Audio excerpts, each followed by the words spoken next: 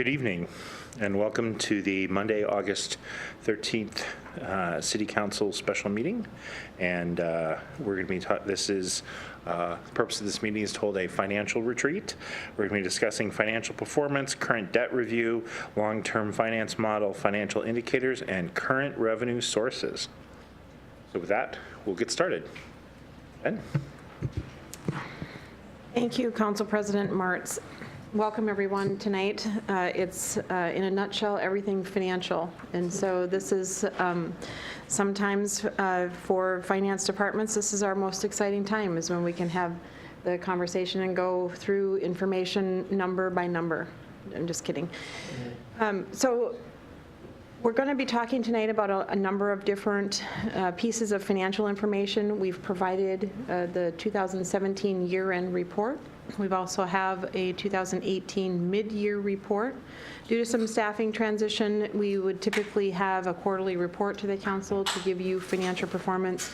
However, tonight we're going to be talking about that mid-year, or some often refer to it as second quarter of the year. So we're doing this in anticipation of our budget development cycle for 2019.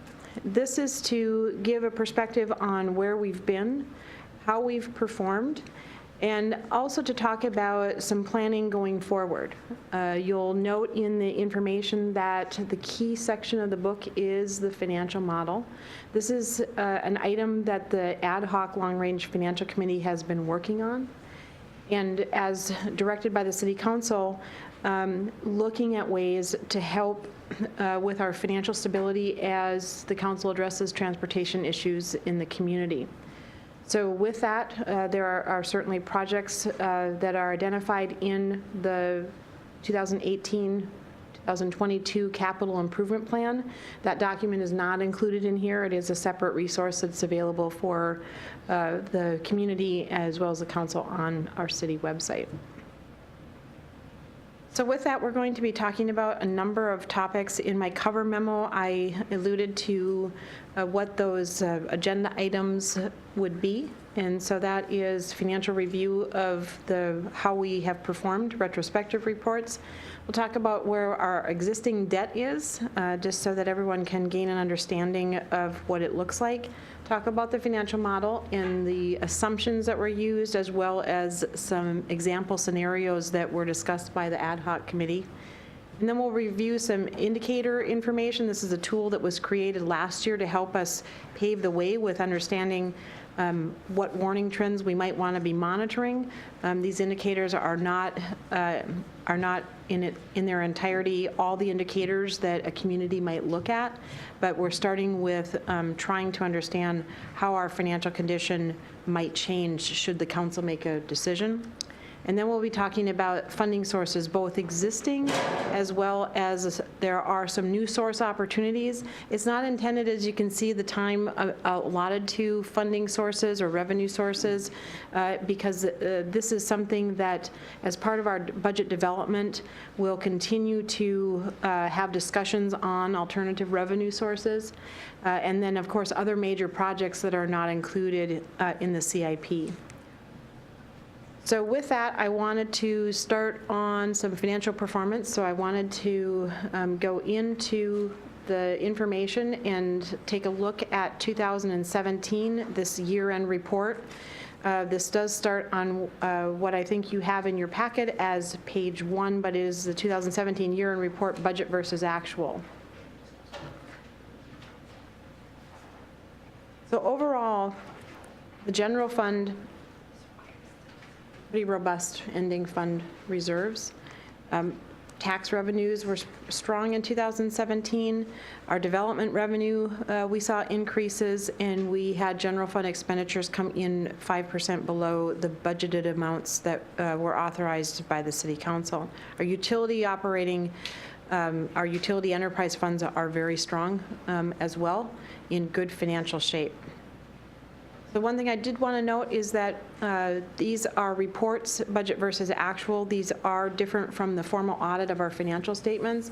The Finance Department is anticipating the State Auditor's Office will be with us on site for the audit field work in September, and they will be formalizing then those financial statements, and the council will be invited to those sessions as well to see financial statements from a different view. What I wanted to talk about was some highlights with regards to revenue, expenditures, and our fund balance. The primary revenue sources in the general fund are taxes and what we call charges for goods or services. So these are other fees that we charge other entities, residents, and customers. These sources are about 82% of the general fund, and we had revenues for 2017 exceed our 2017 target of revenue. The final revenue budget was set at almost 47 million.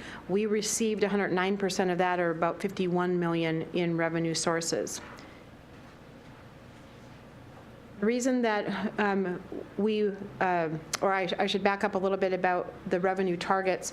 In 2017, the council did authorize some amendments, and those amendments from the starting original budget in 2017 ended about $4.1 million upwards, primarily due to the fund accounting shifts that we did in 2017. One of the biggest reasons for some of what we call the fund accounting cleanup was because we shifted sales tax into the general fund, and then the council, through their budget, decides where that money goes. So instead of splitting it up and being confusing, we wanted to show specifically all sales tax in one place, and then you decide what to do with it into other funds. So sales tax was it's the largest source of revenue for the general fund. We received about $14.7 million, and we were around 99% of our estimated receipts. We collected all of these retail sales tax along with all of the different types of sales tax. The primary or the large part of our sales tax comes from retail sales. We also have a strong showing of construction sales tax as well, and that came in at 17%. This is because construction is and continues to be strong in Issaquah. We also have another type of sales tax. Just wanted to point that out. In the information, we don't take a deep dive into the details about sales tax, but our accommodation and food services tax has seen an increase. And this was a 7% increase in 2017 over the same period in 2016. So that is something that we have data on. Another category of revenues for the general fund is the property tax. This is another large source. 100% of our tax estimates were collected, comes through King County. Very strong source of funds, very stable. Utility taxes are also a large source for the general fund, about 19% of all sources that we received. And these come from our collecting of tax on sales of electricity, natural gas, solid waste, water, telephone, cable television, all within the city limits. So in 2017, we collected about $4.5 million, and that was about 101% of the budget target. So we're very pleased to see that our targets, that we're getting close to what we're forecasting. B&O tax is business and occupation taxes on the business activity in Issaquah. If the council will recall that there was an increase in sales, or the B&O tax rates. We do have another full year of B&O taxes coming into the city. This comes from about 3,895 businesses who filed in 2017. Keep that in mind that we do have over 6,100 licensed businesses, but not all have to pay B&O tax. We had year-end receipts of over $5 million, and this was 108% of our budget forecast. Again, shows a full year of those increased rates adopted back in 2015. This is another strong and stable showing of our business climate. Then I wanted to talk a little bit about development fees. These include building permit fees, engineering services, plan review, inspection services. We had a sharp decline in development activity in 2016. So 2017 development-related revenue surged in 2017, 185% of the revenue target, and this primary reason was because of the conservative estimate at the time of budget. Because we were within or involved in the moratorium in place. So we wanted to be conservative on that budget target. However, we did have projects that still move forward. One of those was the Gateway Apartments. Other sources of revenue, and these fall under that category of charges for goods and services, is recreation fees. A very positive showing, right on target with our 2017 projections of about $2.2 million. Then we go into our public safety fees. So these are for jail services, and we received about $1.5 million received of the $1.9 million target. This coming in under the revenue target was primarily because of the number of guaranteed beds being reserved by local jurisdictions. Then we have our final revenue source of fines and forfeitures of about $220,000. This came in way over target. This is a difficult one to predict, is fines and fees, because you don't know when someone's not going to comply with law. So this is just one that I wanted to show and also comment on. Difficult to predict. On the expenditure side then, again, the general fund expenditures in 2017 were under budget.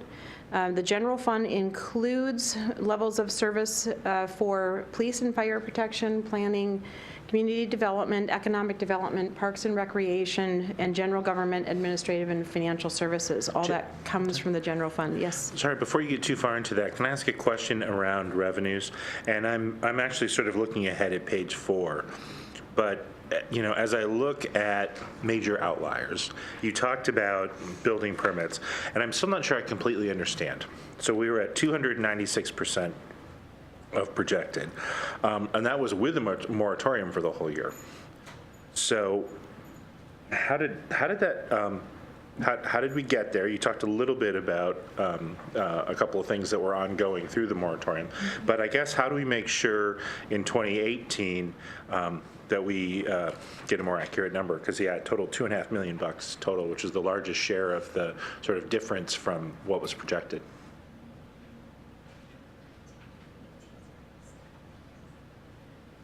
So for 2017, or I should back up. Development fees are one of those also somewhat difficult to predict. And with the moratorium in place, because we wanted to be conservative, because it means something at the end of the day or the end of the year, and the purpose for the low estimate was to do just that. However, there were projects that were in the pipeline that we were aware of and we were monitoring that continued to move forward. And sometimes projects move faster than you anticipate, and so keeping up with that budget target, it starts to smooth itself out. And in 2018, we go through the same effort of looking at what's in the pipeline, what do we expect is going to happen and in what year. And so 18 is set, and we set revenue targets higher because we improved our tools for forecasting those projects, but nonetheless, we still knew that projects were in the pipeline. So as we start to look at 2019, we're doing the same thing, is understanding again, what do we anticipate coming forward? And again, that the difficulty of that is things happen or things get delayed or they move a bit faster. So it's one of those things. Eventually, we start to smooth out, and what we do when we go into forecasting, we don't necessarily assume project by project specific, but then we start to take revenues and increase those based on a general economic inflator. So if that answered your question about us, I was monitoring that, but things in the pipeline are difficult to predict where they're going to land revenue-wise. Got it. A related question is the other large difference is in miscellaneous revenue. Was that the changing of accounting and where we put things versus other funds, or was that a real unexpected windfall? May have been. That's something that we can add into the parking lot to get to answer some questions and provide that to the council. We did have in 2017 some land purchases or that had been anticipated or not, and so that's something that we can certainly provide the deep drill down into and to make sure that we're understanding what exactly happened. But fund accounting was quite a factor in 2017 to get things planned in the right place and accounted for in the right place.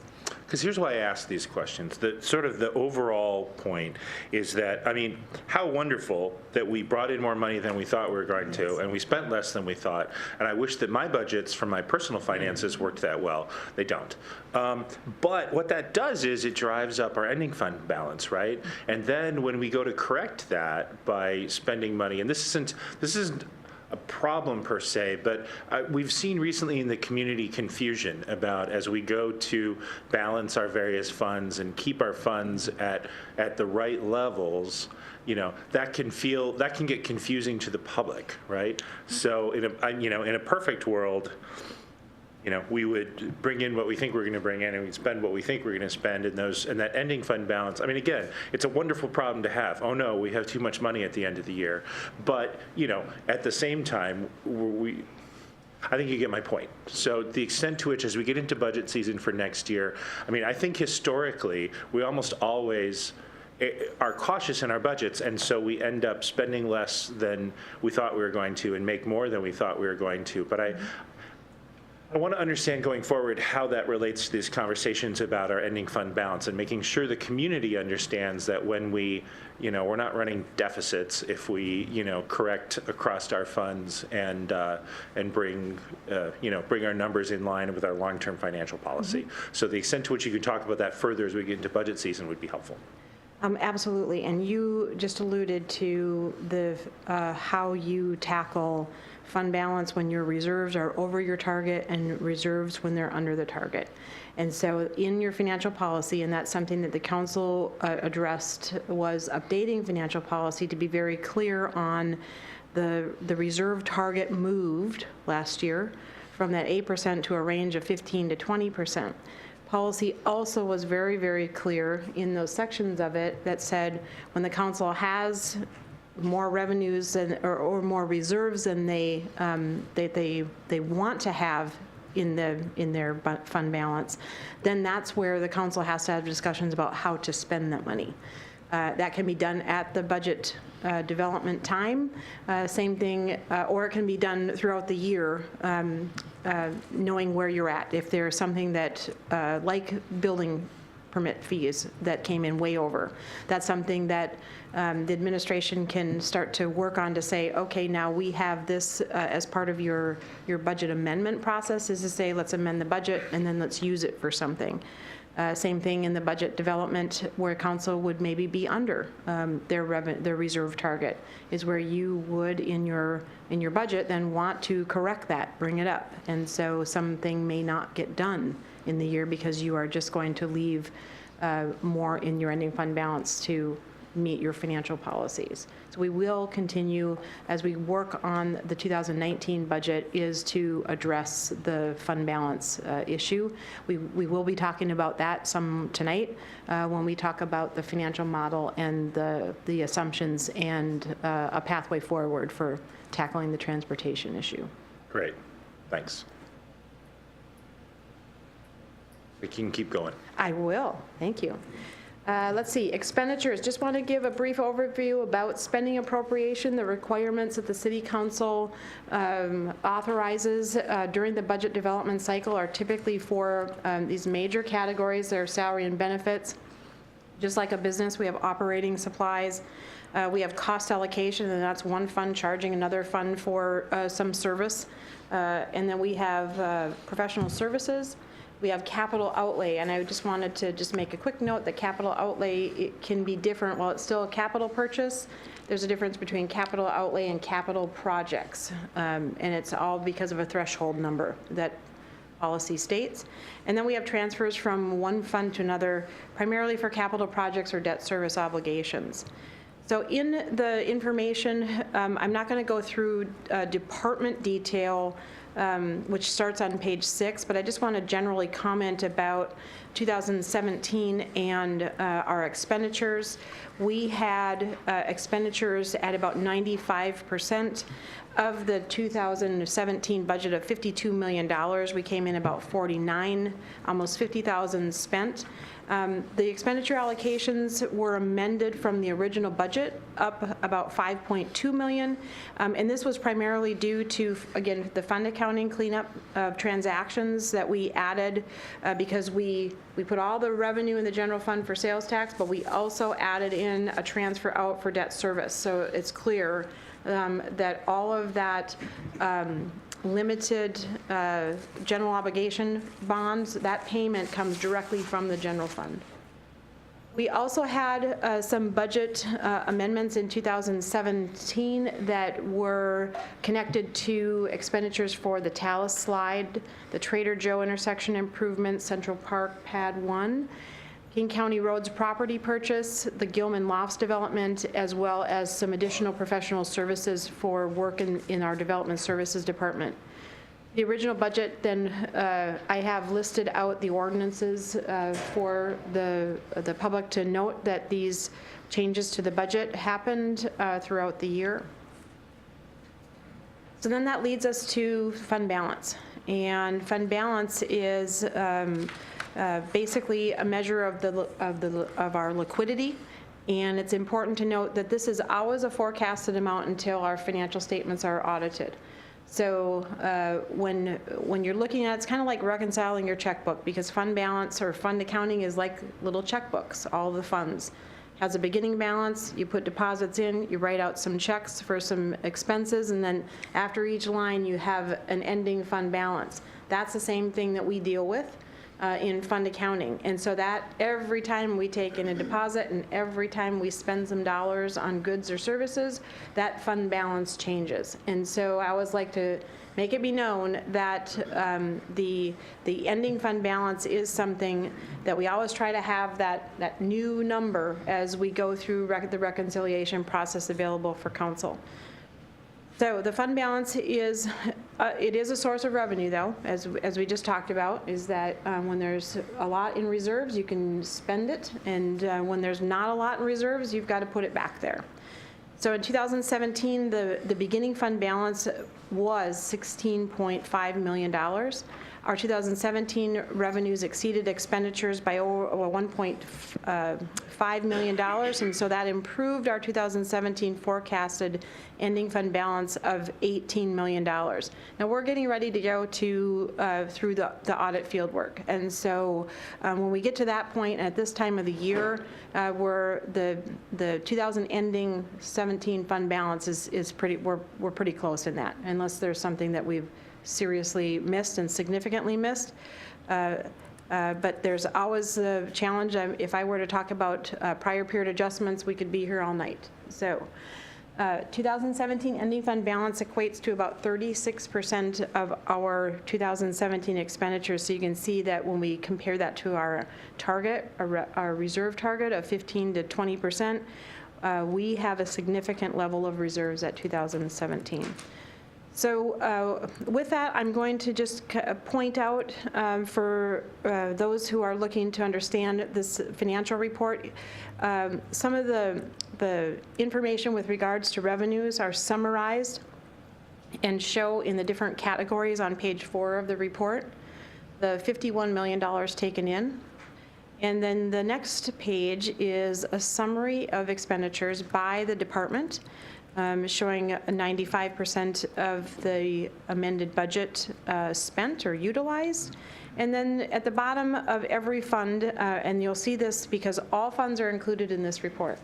So our general fund, special revenue funds, capital project funds, debt service funds, and our utility funds and other agency funds are all included, and you can see the same format. It's kind of like an income statement. If you're more familiar with the private sector, you can see revenues, expenditures, and you can see then the impact to the fund's balances.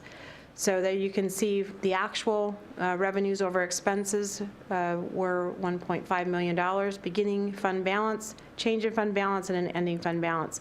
I just wanted to point out, too, the designation of fund balance. This is a GASB requirement to note the type or the designation of fund balance, because we can't spend it all. We have non-spendable items, so if you're familiar with inventory, that's an amount that's associated with inventory. We can't spend it, it's not cash. We have restricted dollars because in the general fund, we do have some dollars that are associated with seizure or forfeiture dollars for the police department, and then everything else is unassigned, and that's to be used at the council's discretion. So with that, I would be happy to answer any questions about the 2008 or 2017 year-end report.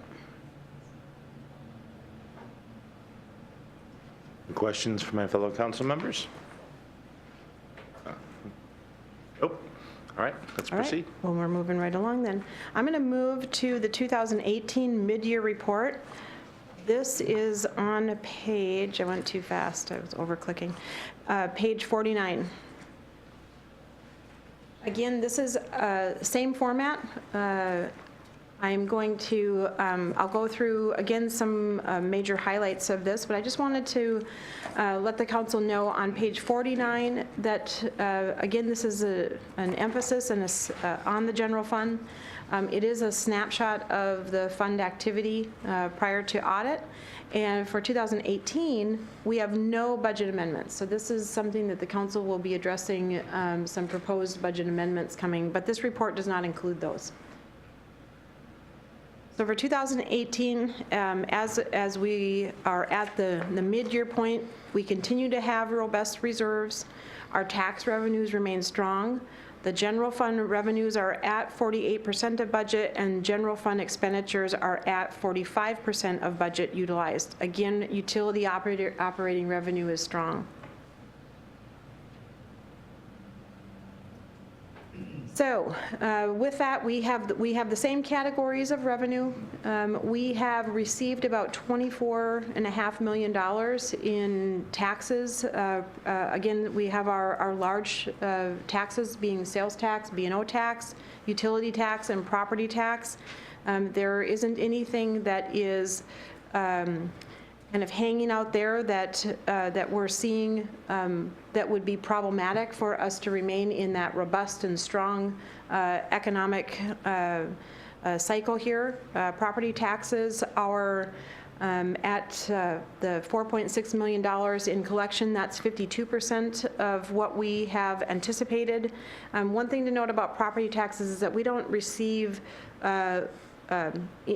revenues consistently on a month-to-month basis. This is kind of a big windfall in May and a windfall in November, and then property taxes then trickle in. So that's why sometimes when you see revenues are under or over, it could be because of other agencies who provide that. And you might see that in the case of shared revenues, where sometimes from other agencies, we don't receive that revenue until the third quarter or even the end of the year. And so when you say, why are we not on target? There's nothing that alarms us with regards to why we wouldn't be meeting or exceeding our revenue targets.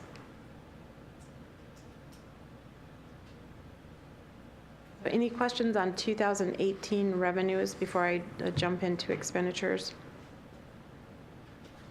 Not at the moment. Okay. Well, we can go back to any question that comes up. So I'm going to moving around my page here. Oh, sorry, Councilmember Ray. I do have a question. So you mentioned that property taxes can be lumpy. That is, we get them here and there and a little bit in between. What's the pattern for other sources of taxes? I'm thinking about sales tax. Is it a linear distribution through the year, or does it skew one way or the other? I'm just looking at these things, and so is 49% mean we're going to have a 49% year, or does it, do we get a Christmas bump? For sales tax, it comes in monthly, but there are, because we have, yes, the Christmas bump, we have the holiday bump, but they're pretty consistent in the city of Issaquah. So that's kind of a good thing. So do we have any ability to have, in addition to what we've adopted as a budget, in addition to having our accrual, do we have at mid-year the ability to do a projection for what how we expect to end the year, how that might be different than either of those other numbers? That's what we're starting to do as we start to develop the budget, because it's a component of the budget development is where we start to do those year-end projections. And so certainly that's something that you'll see when we start having those conversations. But for this report, it's retrospective, so we would not have any forecasted information here. There is, though, in later part of this report, some of those projections, you'll see a lot of those are they're just going up because we are in a strong, stable economy. And so that's why we wanted to share that in another part here, because these are budget versus actual, and we wanted to give you good, clear reports on how we were performing based on the targets that you set for budget. Okay, because if this includes July, then on revenues, I would, and if it was evenly spaced and there wasn't a big Christmas bump, then I'd expect to be at, 56.7%, not 48%. And this is as of June. I see. Yeah. Okay. Feel better. All right, so expenditure overview, like I indicated, there have been no budget amendments that have been considered by the council. Those are coming for your September 4th meeting. The budget amendments that we're anticipating are a little over almost $900,000 of some staffing and benefits that the council has addressed. So there's agenda bills, and in the budget amendment that you'll see, we reference the agenda bill where you were already seeing the ask of the administration. And then we have some coming up reauthorization request for the general fund. And then we also will be looking at a very, very small donation that came in for the senior center. And then there's an exact offsetting expenditure to utilize those monies in 2018. So that's what we're anticipating, and again, will be further conversations about that in September.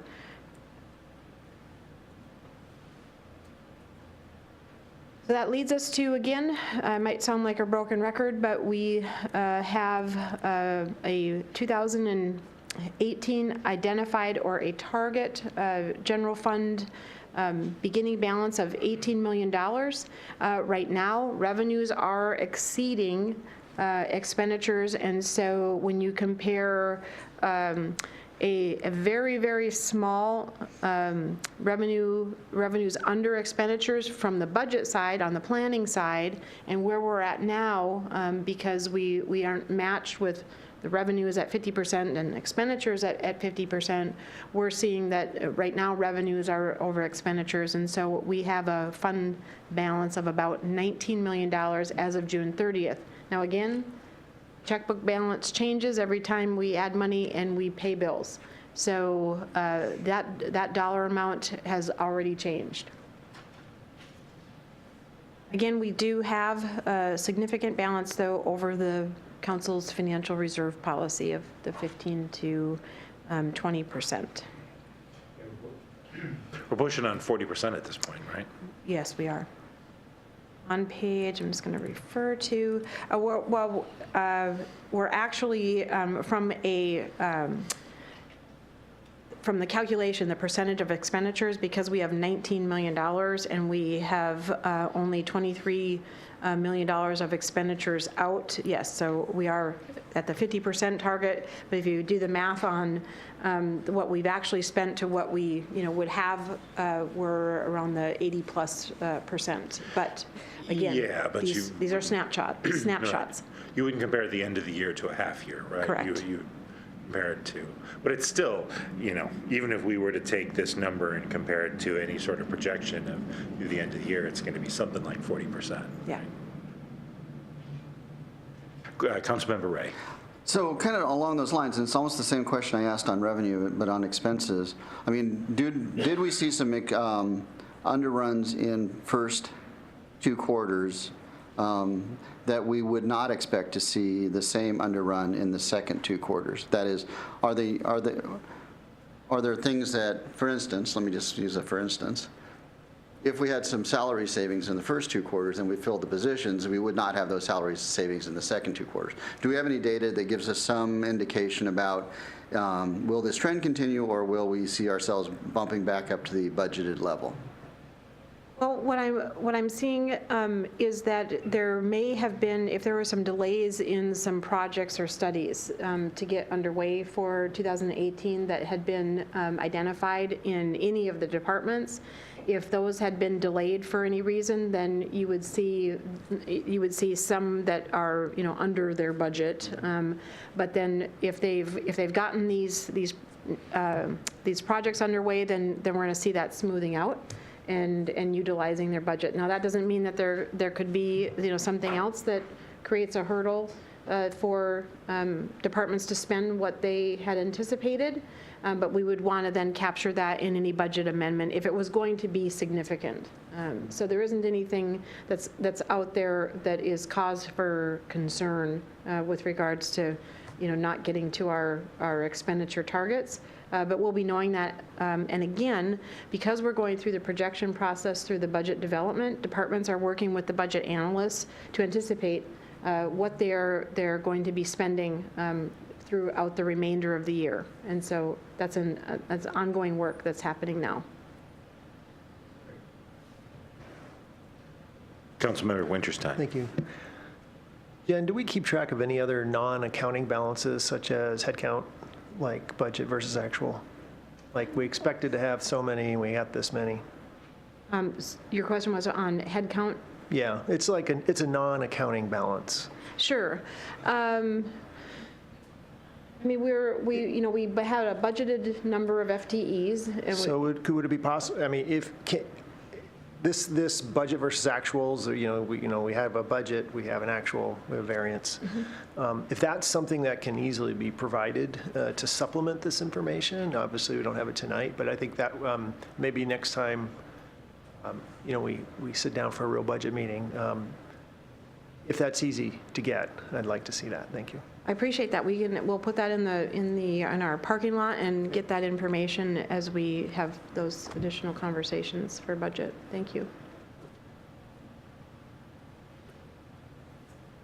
All right. Is there any other questions about the 2018 mid-year review? It appears not. Thank you. All right, so let's move on to a look at our current debt. I do want to point out that Councilmember Ray asked some questions. Thank you very much.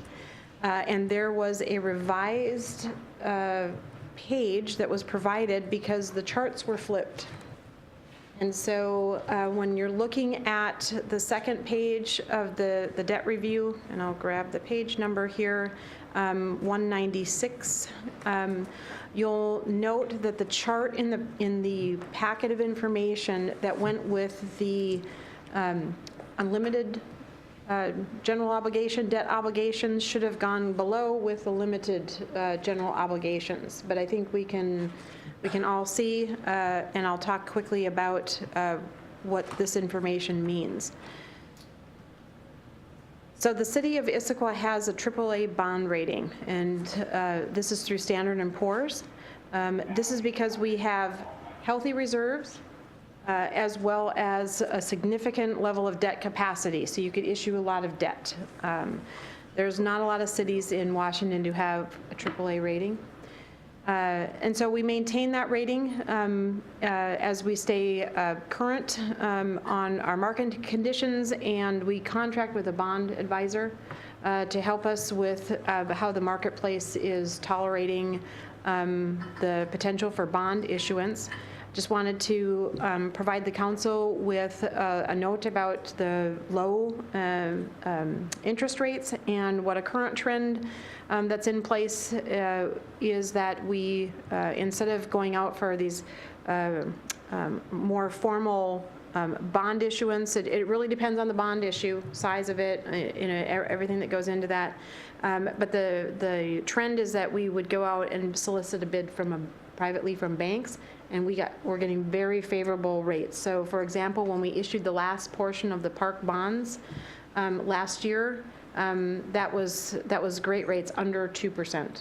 So we're still looking at favorable rates, not necessarily at 2%, but that's just something that we find out when we go and ask for a request for bids. Just clarification really quick. You've explained that to us before. I want to make sure I understand that. Instead of really going to a marketplace, we just found a single private buyer. I just tried to re-say what I think I heard you say. Yes, that's correct. We go out and solicit. So, yeah. And you said a general bond issuance, so they're a marketplace, someplace where where people we don't even know show up and maybe want part. That's correct. But this is when we're just going to one individual or institution in this case, and they're. Okay. I just wanted to make sure it was clear. We offer it out to any bank who wants to provide a quote. Mm-hmm. So Okay. and so it's different. It's less expensive and time consuming. Mm-hmm. There are still all of the regulations and rules around issuing debt. But what that does is it allows for banks to see that we might be a good fit in their portfolio, and that's why we get those favorable rates. Thank you. So the information provided in this, in the debt review, shows where we're at the end of the year for 2017, where we have assessed valuation of all properties in the city of Issaquah. Then what it shows there is that we have some certain kind of debt capacity, and that's at that 2.5% of assessed value. So we have debt capacity for certain types of levying and certain purposes from a capacity standpoint. And so you can see we have total capacity of that $800 million. Part of that then comes into play when the council issues councilmanic or non-voted on debt. That means not having to go to the voters to ask if you can issue debt. So that comes into play where we have to be under a different assessed valuation limit. So you can see that showing there that we have statutory, then debt limits are set. Then we remove the outstanding debt that we have. We have $8.1 million in councilmanic bonds out there, as well as other debt for that excess levy, and parks and open space. These are both voted on levies, and so we total outstanding debt as of the end of 2017 is about $25 million. We have about $878,000 as of the end of 2017. In our debt service funds, you would say we don't have enough to cover that. That's the amount to pay the annual payment because we receive tax dollars into these funds and then we pay the debt service out for those voted pieces. So you can see our debt capacity is quite large in the bottom blue line. But I wanted to also provide for the council, just so that you could see a perspective of our annual debt service. This is our current obligations of the councilmanic debt at over $2 million every year. And we have then the excess levy, the voters approved, and our current year debt obligation is a little over $1.7 million. Just wanted to put in perspective that the councilmanic bonds or our debt service is about 4% of our general fund current year expenditures. So oftentimes that's something that we get asked to say, well, what's the percentage of debt as compared to our total expenditures? So we're at about 4%. So I think it would be useful to understand, not today, but in future meetings, how that compares with comparable cities. How does Redmond look? How does Kirkland look? As we consider options that would take on additional debt for infrastructure and transportation, it'd be really good to understand. Like, we know we're in a great place with ending fund balance, right? But that 4%, I don't have anything to compare that to. Okay, we will do that. Thanks. Thank you.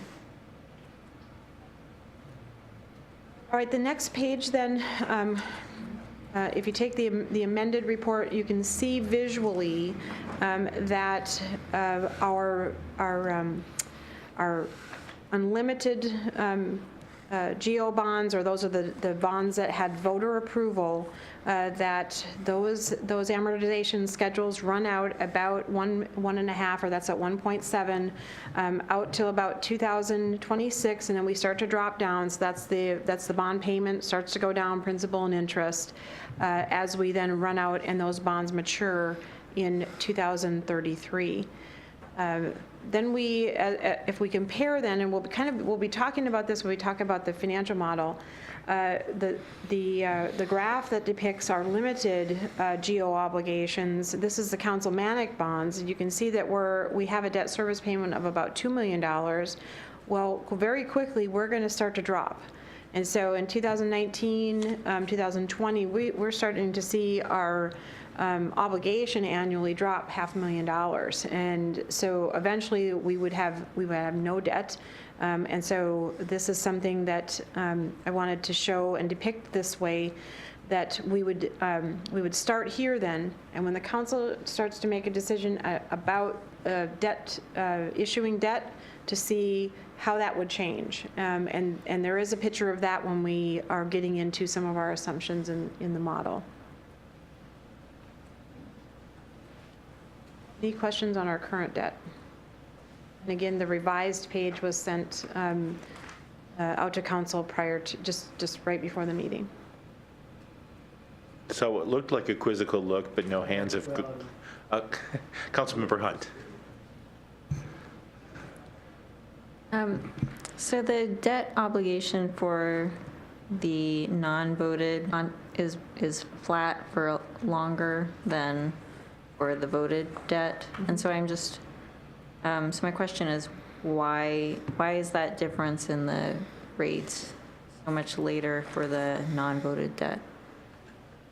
If I'm understanding, it's the annual payment, and so our annual payment based on the bond amortization schedule it was just designed in that way, so our payments go down about $500,000 over the course of the next 3 to 4 years. And so we essentially would not have a debt payment, and so that flatline is. It's just a depiction of the payment each year over year. Right. Okay.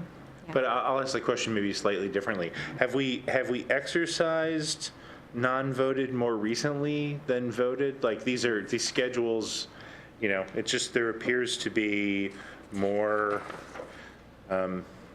I mean, if we look at, our debt service is comparable between voted and non-voted at the moment, but the total outstanding, there's much more voted in than there is non-voted in, and yet the voted in drops faster.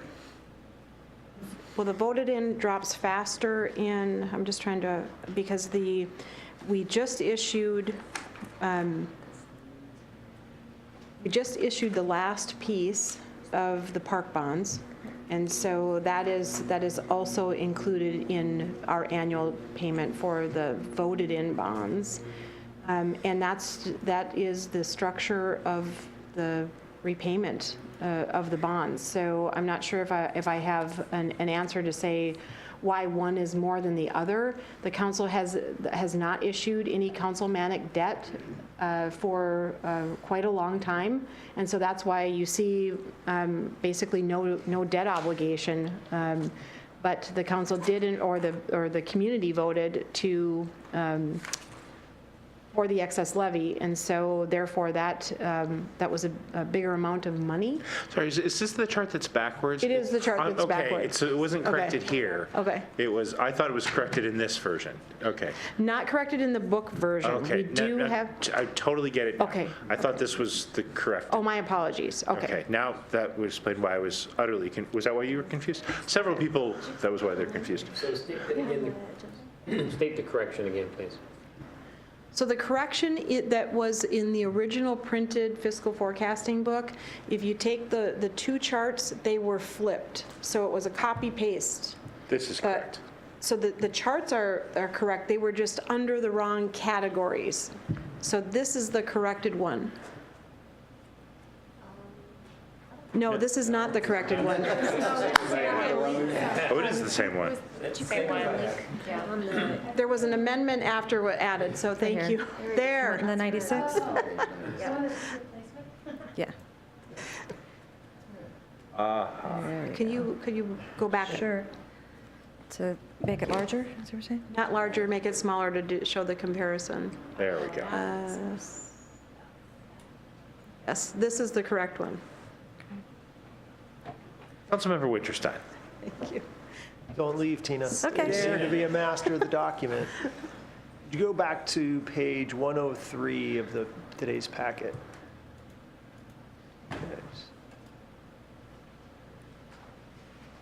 And it was just I think it was just a page before where we were. And it's the debt review current. Jen, it's the outstanding line, less debt outstanding GO bonds.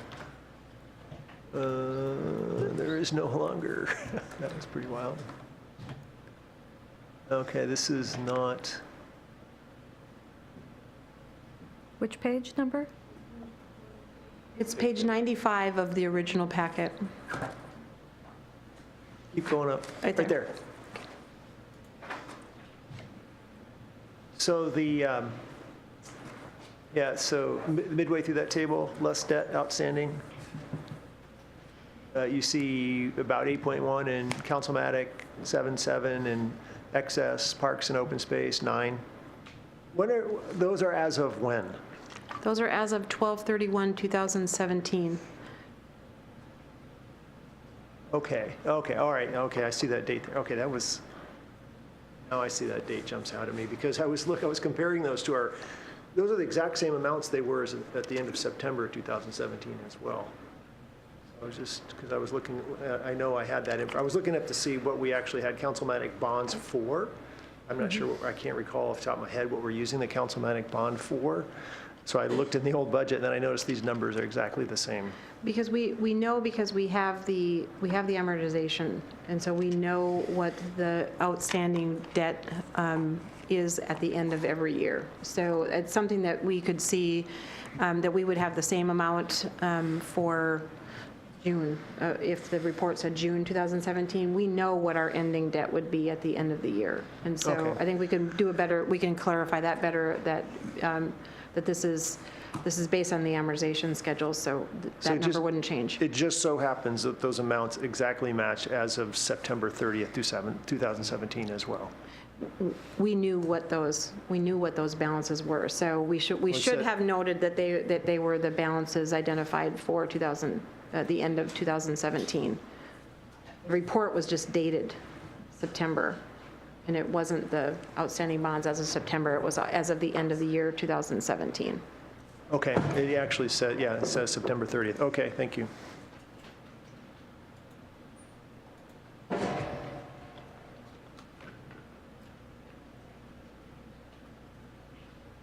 Any more questions on the debt review?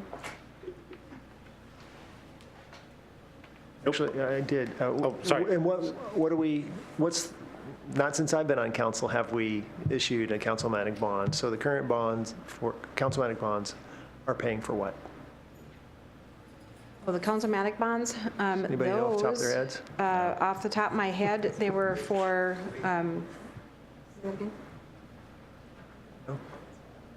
there's a variety of reasons for, there was some police, and we're pulling that up now, but we might want to get that back to the council so we can get you that accurate information. There's a number of debt issuances. But you know what, they're in the 2018 budget. I found it here.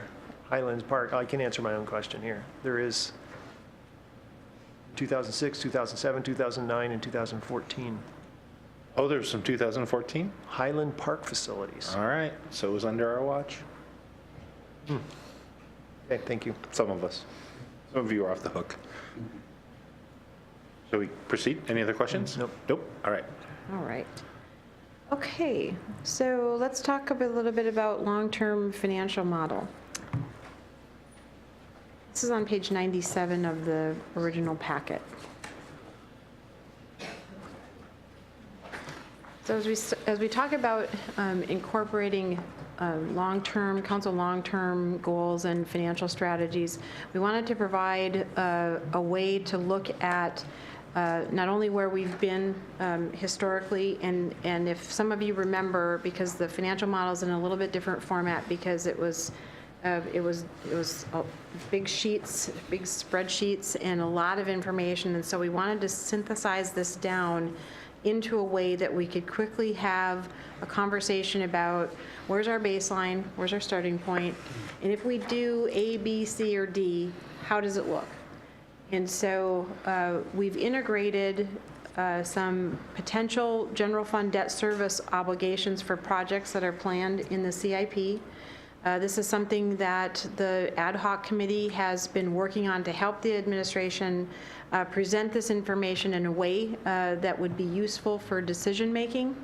And so this is, our financial model is a living document. So when a decision is made, we're going to update the model, and we're going to then continue to provide this as a decision-making tool because it identifies the revenues that we anticipate, expenditures that we expect, and then that impact on ending fund balance.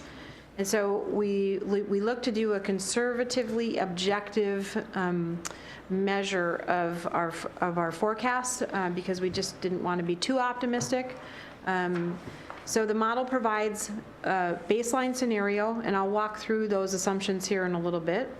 It was based on an analysis of our historical and current financial environment, revenues, operating and capital expenditure forecast, our current debt and potential debt. And then we look to do some affordability analysis, and that's, and I'll talk about that in the financial indicators section. But again, this model is updated routinely, and the ad hoc committee did some great work and had some good discussions about putting together scenarios for how we start to tackle primarily our transportation issues.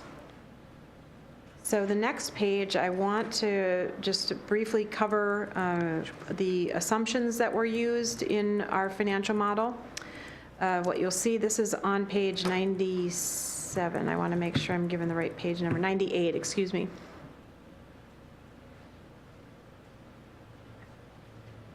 So our assumptions are where we start with at the baseline.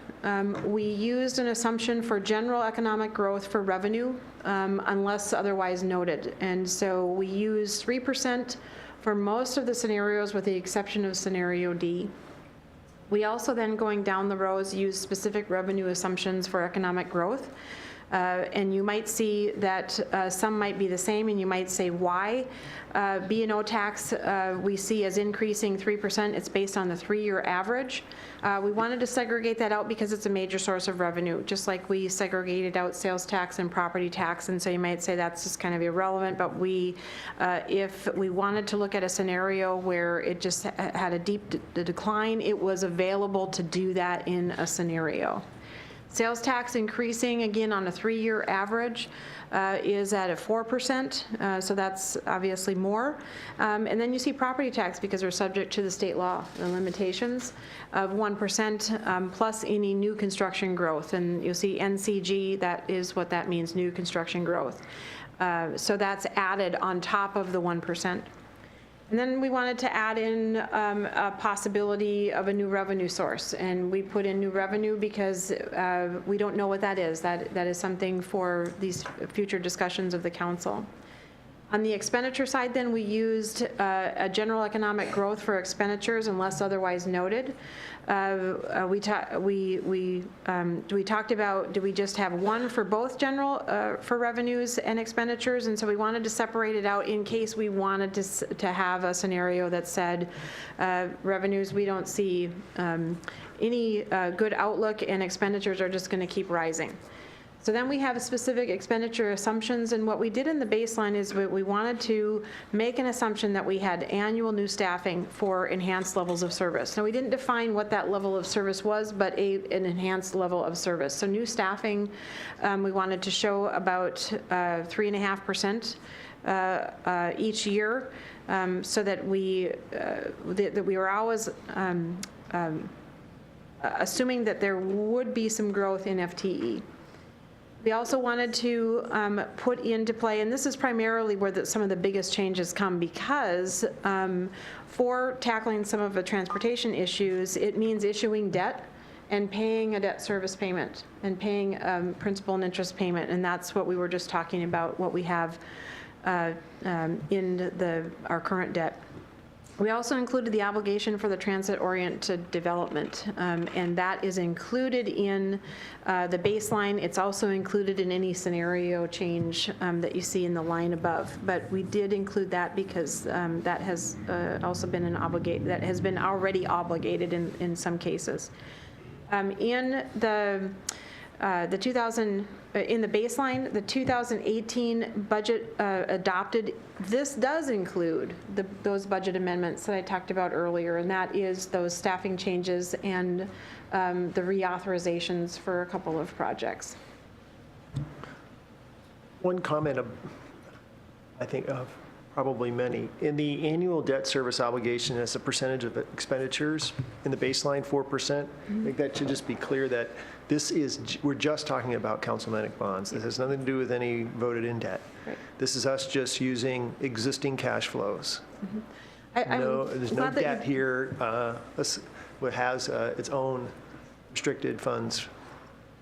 Thank you for bringing that up, because if one looks at those, if you look at any of the reports, the year-end report or the 2018 mid-year report, because it has all of those funds, if you were to look at the fund for voted in debt, those tax dollars go directly into that fund, and the debt service is paid out. So it does not touch the general fund.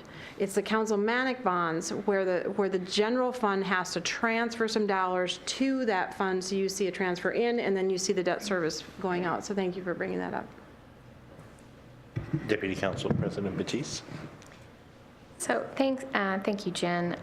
I just had a couple questions so I can better understand the assumptions. So with the annual new staffing resources in scenario B, which would be the economic downturn,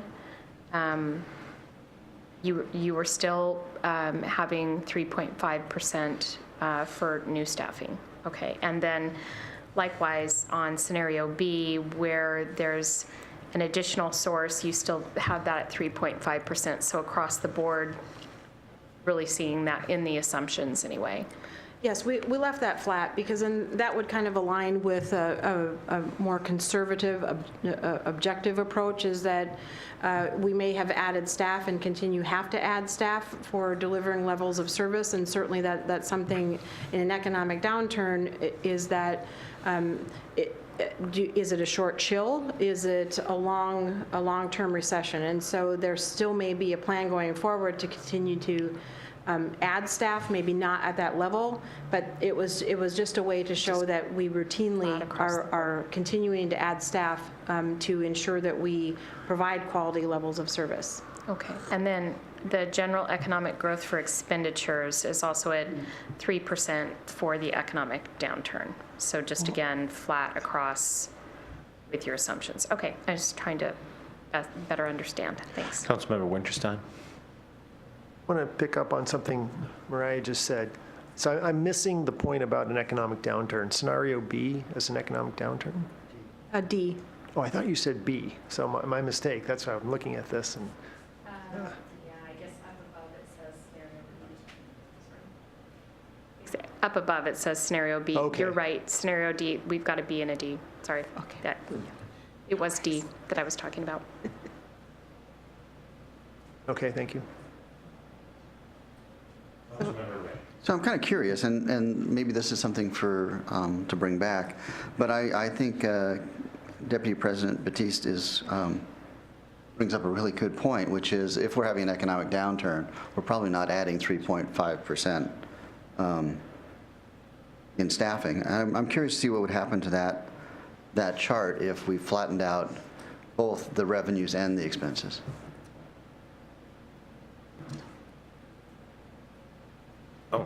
City Administrator. Thank you. We can certainly run that scenario. The purpose of putting together these scenarios was to just create some bookends so that you can see under one changing condition, what sort of effect does that have on the whole? So that is why you see staffing assumption remaining constant across the scenarios. We just wanted to adjust one variable. So in this case, we were adjusting the revenue side of the equation in scenario D so that you can just see that impact. But council members are correct. Under real life conditions, we would make other adjustments to make sure that we balanced out. This is just for painting a picture of what happens if you have less revenue, but you keep other things constant.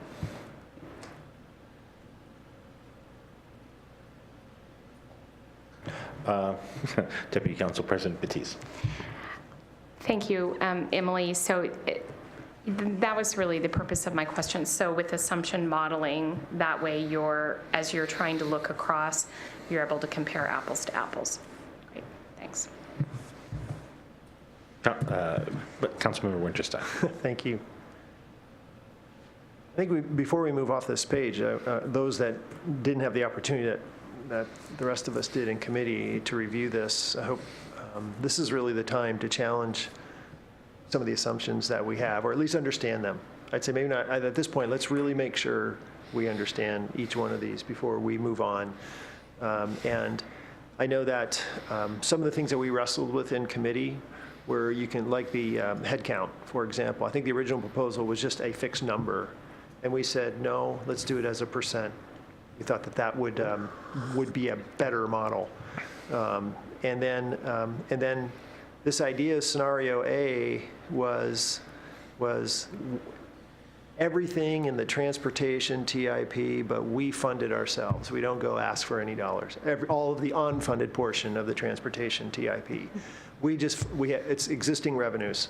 We find our savings somewhere else. We know we're going to get some back because our debt obligation is going to go down, but this was a scenario we just pay for it. No ask of the people for anything. And then B was, no, just take half of it. The thinking was, well, let's use our existing revenue to fund half of the unfunded transportation projects, because some of the transportation has funding associated, or we're forecasting getting grant money and other sources of money, but there is an unfunded component. And I would just recommend, I always keep an electronic copy of the CIP budget at hand, so I can always look at those real quickly. So I think that's very handy to do. So B said, let's just do half. Let's just fund half of that outstanding balance. And maybe, just maybe, we'll get some projects under our belt and demonstrate to ourselves that we can do this and we can do it well. And then maybe that would be a time where we go back out and ask the voters to fund the balance, the unfunded half, and that's what C represents. So A is fund it all, don't ask for any new. B is without any new revenue, fund half of the unfunded balance. And C goes out and asks the people for the revenue for the other half of the unfunded balance. Does that make sense? Those are the scenarios. Thanks, Paul, that's helpful. Councilmember Ramos? Yeah, just for me, the scenario D, I know what you're trying to say, in trying to only change one thing, but as you said, the realistic part of it is hard to then look at it, because if you just assume everything on the expense side just keeps growing, but you just cut your revenue, yeah, that just wouldn't be realistic. So I find a hard time. Now, you say it's comparing apples to apples, so to me it changes the apple to an orange. So then looking at that with the other, without making adjustments there, which we would have to do, it doesn't give me a good comparison that way. So I guess the challenge on the two columns there of growth of expenditures 3% and the 3.5% growth of staffing, it makes it look, I think, a lot worse than it probably would. Councilmember Hunt? Thank you. So I have a question about the new construction growth and assessed valuation. That is held constant across the model, right? And then how is that factored in with the model? So it's 1% plus new construction growth and assessed valuation. In the financial model, what we identify is a 1% growth in the property tax. That is not the same actual growth in assessed valuation. And so the 1% is what we calculate as being our limit based on those forecasts for assessed valuations, based on our growth projections. And so the new construction value is not a static number. That's also going up based on our historical growth in new construction. I think some of the numbers are around 280 some thousand in new construction growth, and so that we've taken and we increase that based on our new construction growth of about 3 to 4% every year. But there's a lot of detail into that line item because one, it's not static, and the 1% is just based off of the calculation of our assessed valuations. And you can see, there was in one of the reports, and we've got some information in our growth in our assessed valuations later on in the report. And then I can show you how we calculate that, because we are assuming that our property valuation, the assessed valuation, is going up. And so, but that's just a depiction of that 1% of that dollar amount. So I can answer that question maybe a little bit later. Councilmember Ray? So I have a question and a concern. My question is, what we're really trying to do here is to establish what our realistic new debt capacity is for capital improvements using councilmatic bonds. Is that the intent of what we're driving at here? Yes. So my concern is, we keep talking about transportation, and I don't think we've ever had a discussion as a council about that. So I think that it's fine as an IE, such as investing in the, more transportation initiatives, but I don't ever recall us having a discussion about we're going to look to invest much more in transportation than we are right now. So this could be other capital investments as well as transportation? Question mark. Fair, okay, so noted. Councilmember Winterstein. Hold on, I'm going to go back to what Vicki asked a second ago. I'm going to stick back with the new construction growth. I want to make sure I have this correct. So there's new construction in 2018, and there's going to be some assessment of that value. They're going to be charged a property tax, and we're going to get that in 2018. Now, that property and its assessed value in 2019 will go into the pool that has a limited growth of 1%. So where it says, and say, so 1% plus NCG, that NCG in 1 year is into the 1% pool maximum growth the next year. So every subsequent year, the new construction growth goes into the pool where it's limited. There's no limit to the new construction growth because they've never been taxed before. This is the first assessment on some improvement done to property. The first year's assessment, it's got a value. Okay, now that becomes part of the assessment pool that we have limited growth in subsequent years. So you're nodding your heads. I think that's important. Thank you for acknowledging my statement of understanding. Deputy Council President Batiste. Just in regard to feedback on the assumptions, one thing that I was pleased to see is that when we're talking about the staffing resources, that we're also listing enhanced levels of service, that to give us an opportunity that if we're talking about that we're talking about what level of service we want to have, and something that I think, that we talked about during the last budgeting session in terms of what are the levels of service that we're focusing on.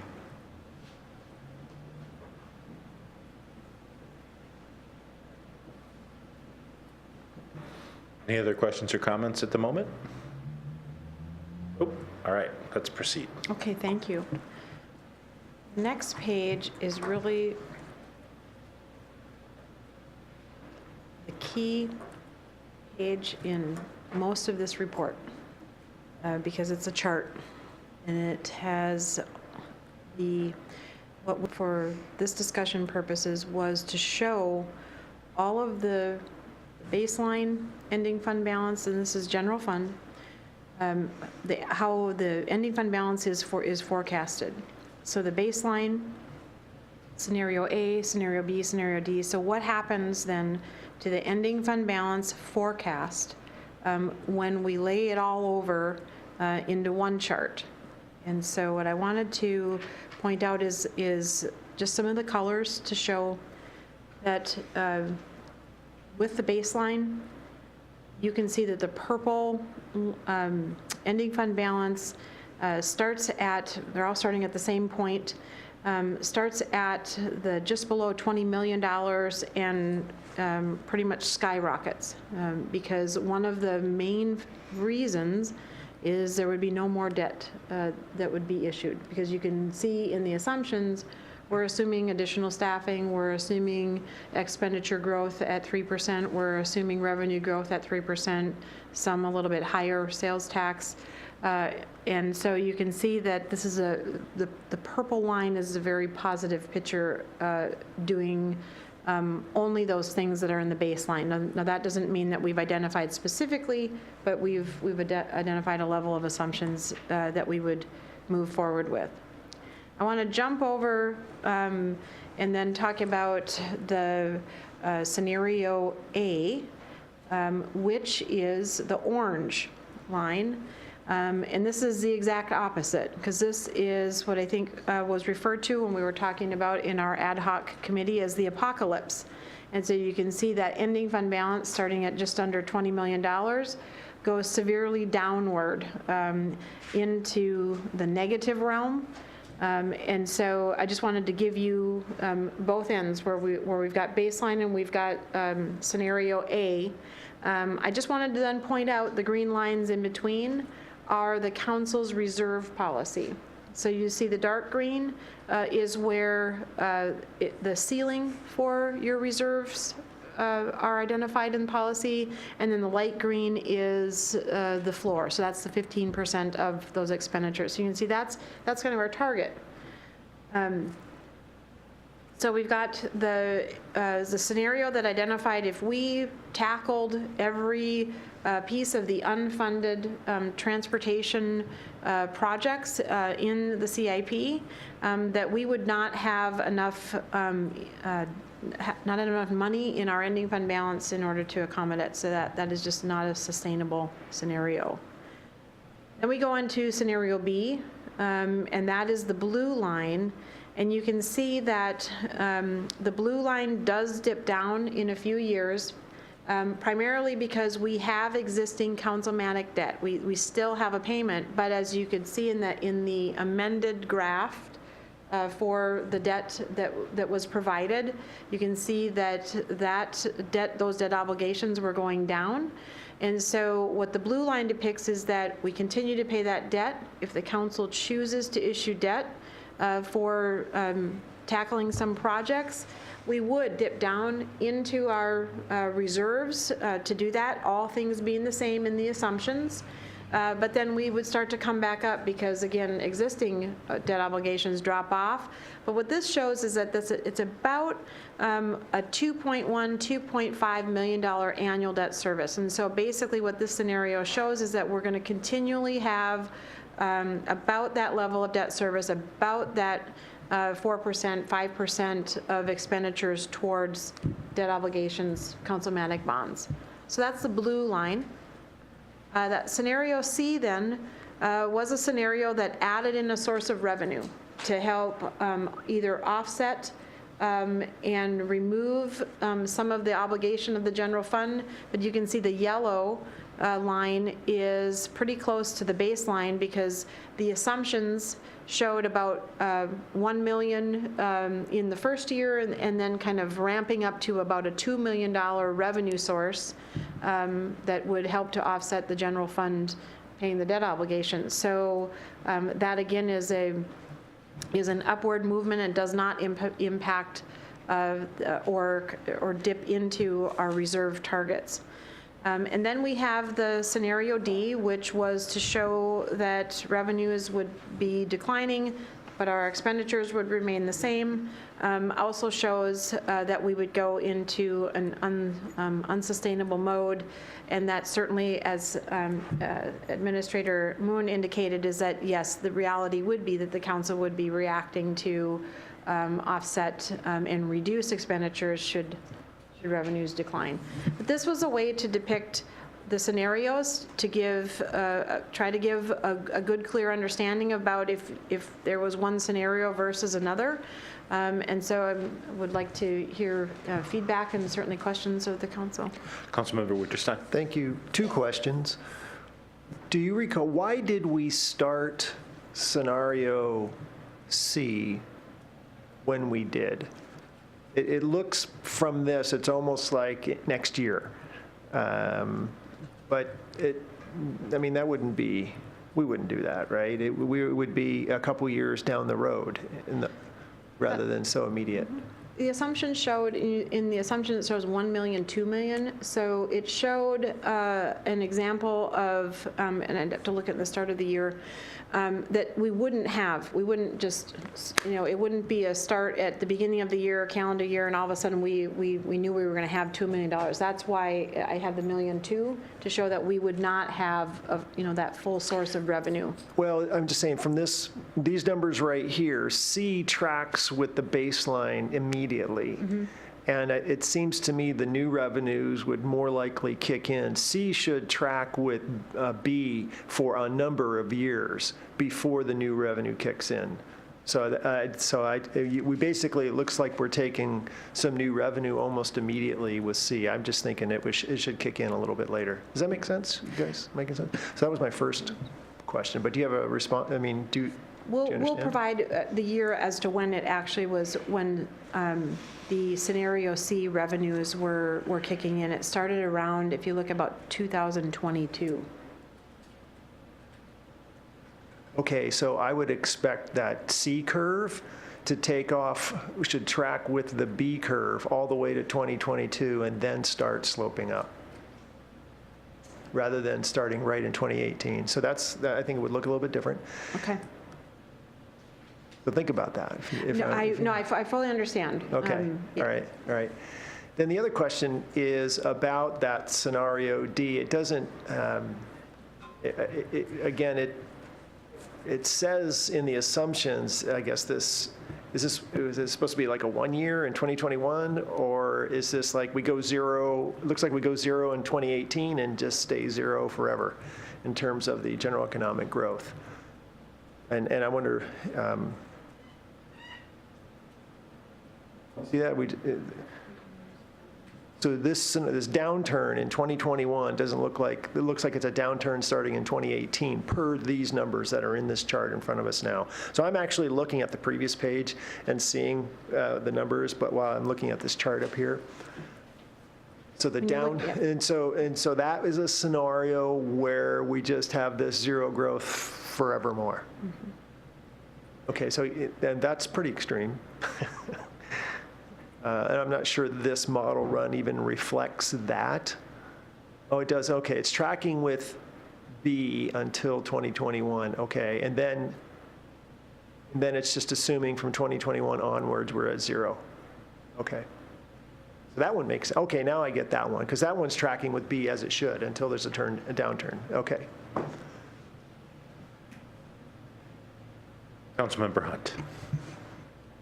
The green lines, which are the 15% reserve target and the 20% reserve target, those are the same for all scenarios, but in reality, wouldn't they also change because the reserve would change with the different scenarios? Well, the reason that they're going up is because it's based on a calculation of the expenditure in that year. So the data behind this is calculating 15% of those expenditures, and those expenditures generally are going up 3%. So the reserve requirement is going up.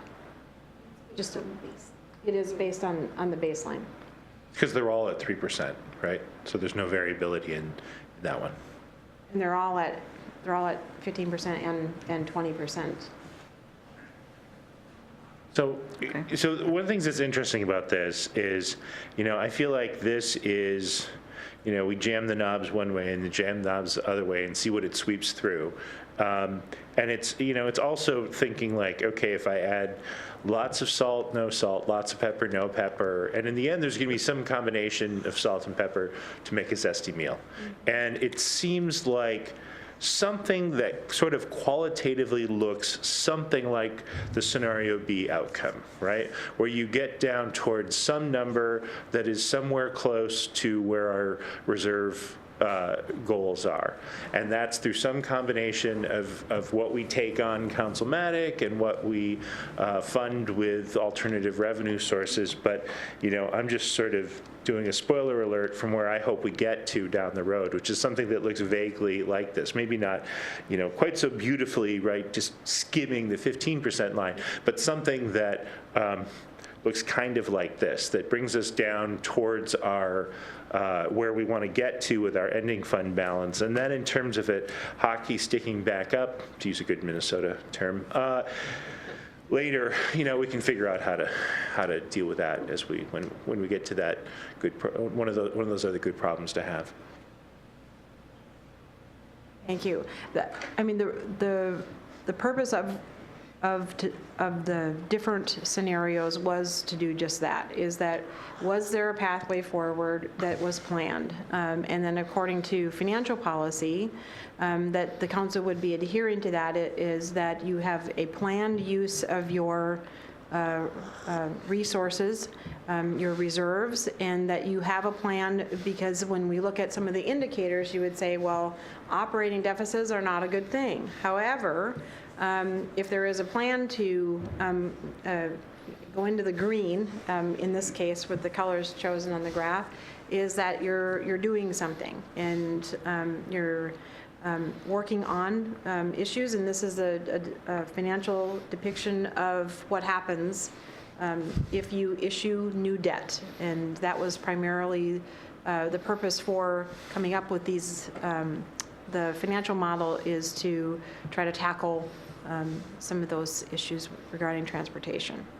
Sure, because I'll just add, at some point, having a really high ending funds balance, there's a level beyond which it's just bad, bad public policy, right? Because a citizen in the city or a business owner in the city could come to us and say, if we were at 60%, right, or some super high number, and they're like, why are you raising so much money and not spending it, right? Like you have options. You can take, you've got all this extra money, you can spend it, or you can just not tax us and collect a little less money or slow down your rate of growth of taxing and deal with that as well. So, I do think I'm happy that we're above the green line, but, I would love us to come up with a solution that gets us back towards our stated goal. I feel like every year we talk about this, we talk about how lucky we are that we're above the line, but, at some point, it would be good to do that, like I said, just because residents might feel like, hey, one solution is just not tax us so much. And of course, because we have such narrow taxation mechanisms in this state, and it's so draconian to get money back once you stop, once you reduce a revenue stream. We're always careful not to do that. But having policies that result in a net closer to our goal, I think is the responsible thing to do with voters' money. Other questions? Oh, Councilman Winterstein. Well, just in general, I would say that, C is the scenario. Again, if you detach it from 2018 basis there and reattach it to be around 2022, 2023, then that starts to make the most sense to me. But it banks upon us kind of basically earning some capital in terms of public trust and what we can do with transportation. We're saying without any additional ask, we're going to take the assets we've already collected, and we're going to do some important projects. And it's a little bit of a bet that says, and if we do a good job, and we think we will do a good job, then there will be a better climate for us to go ask for some new funding for the balance of the unfunded transportation projects in our CIP. That's what scenario C says, and I'm interested in that scenario. At the same time, I do want to take up the conversation that Chris brought up about other portions. We have other asset classes in our CIP. We have facilities, parks, trails, and transportation. And I don't know if we're prepared to have a conversation about that tonight, but there might be get some of that onto the table to discuss. And I'm looking at the CIP document right now. And it goes out for, into the future years. There's a total of $238 million of unfunded capital. Transportation is 161 of that 238, and parks and trails are a total of 28 out of that 238. Perhaps we've been making an assumption in this that because we've been the public has time and again shown a willingness to tax themselves for parks and open space acquisition and trail-related stuff, that as a policy would be something that we would expect to do in future years as well, perhaps to cover that unfunded portion of the capital plan, which I don't know. So I'm just putting, I'm just saying something. I don't want to put any words in anybody's mouth.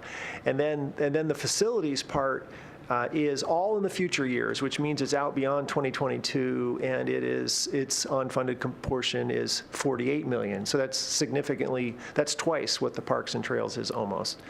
And I'm not as familiar with that because that's actually a roll up of quite a few of the categories. That's only 4 asset classes, but we have many more categories than that in our CIP. I'm not sure we're prepared at all to have a more in-depth conversation about that tonight, but I think it would be good to hear from the administration on what the thinking might be about that part of the CIP. Because it was when we got together as the Finance Committee, ad hoc committee, it was definitely very strong direction, like let's focus on transportation. It's the biggest part, and it's the one that we don't have a track record in terms of, going to ask for money for being successful. We went for the bond and still got 54%, but that still wasn't successful. So, and feeling also it reflected what we thought was the most urgent need within the community. And we have a list of projects that we think would make a difference. So let's put the focus of our capital and this whole model on transportation. But I've said what I think maybe about parks and trails and what the strategy might be for handling the unfunded portion there. I'd like to know what others think about that, and I'd like to hear if we'd want to get some more back on the facilities part, and I think we need to get that from the administration, because I don't think we've ever talked about that. So I want to be clear on one thing. The AB that impaneled the ad hoc finance committee actually asked us to look specifically at transportation, and that's why we focus on transportation. Having said that, here we are today talking about citywide, the bigger issues, and so, that's why ad hoc focused the way that it did. Thank you, yeah. This whole conversation is going to be really interesting, Paul, because I understand this idea of maybe starting with Council Maddock and building some inertia. I also think there's an alternate, and certainly not going to solve it here tonight, but there's an alternate thing that says if you know what you need to do to start to address transportation, get cracking, right? And use all the tools at our arsenal to address it, right? I'm not sure that's the right way to do it, but I could see somebody saying that. Somebody saying, look, we've said transportation's the thing. Just get going. Do everything you can. Find every nickel in every cushion, in every couch, everywhere, and go do it. So it'll be interesting to figure out how we want to pursue that. Chris, did you have something you want to say? No, sorry. Okay. Other questions, comments? Jen was looking for other thoughts. All right.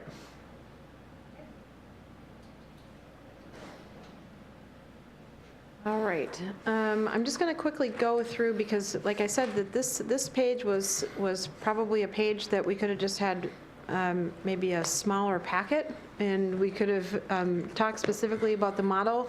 But again, this information is intended to provide you with a lot of detail as we go into the budget discussion. So thank you, Council President Martz, for talking about, we'll continue the discussions on revenue sources and capital expenditures that might be made.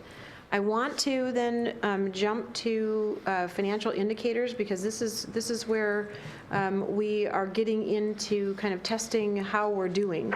And so one of the things that I wanted to point out is that our financial condition is obviously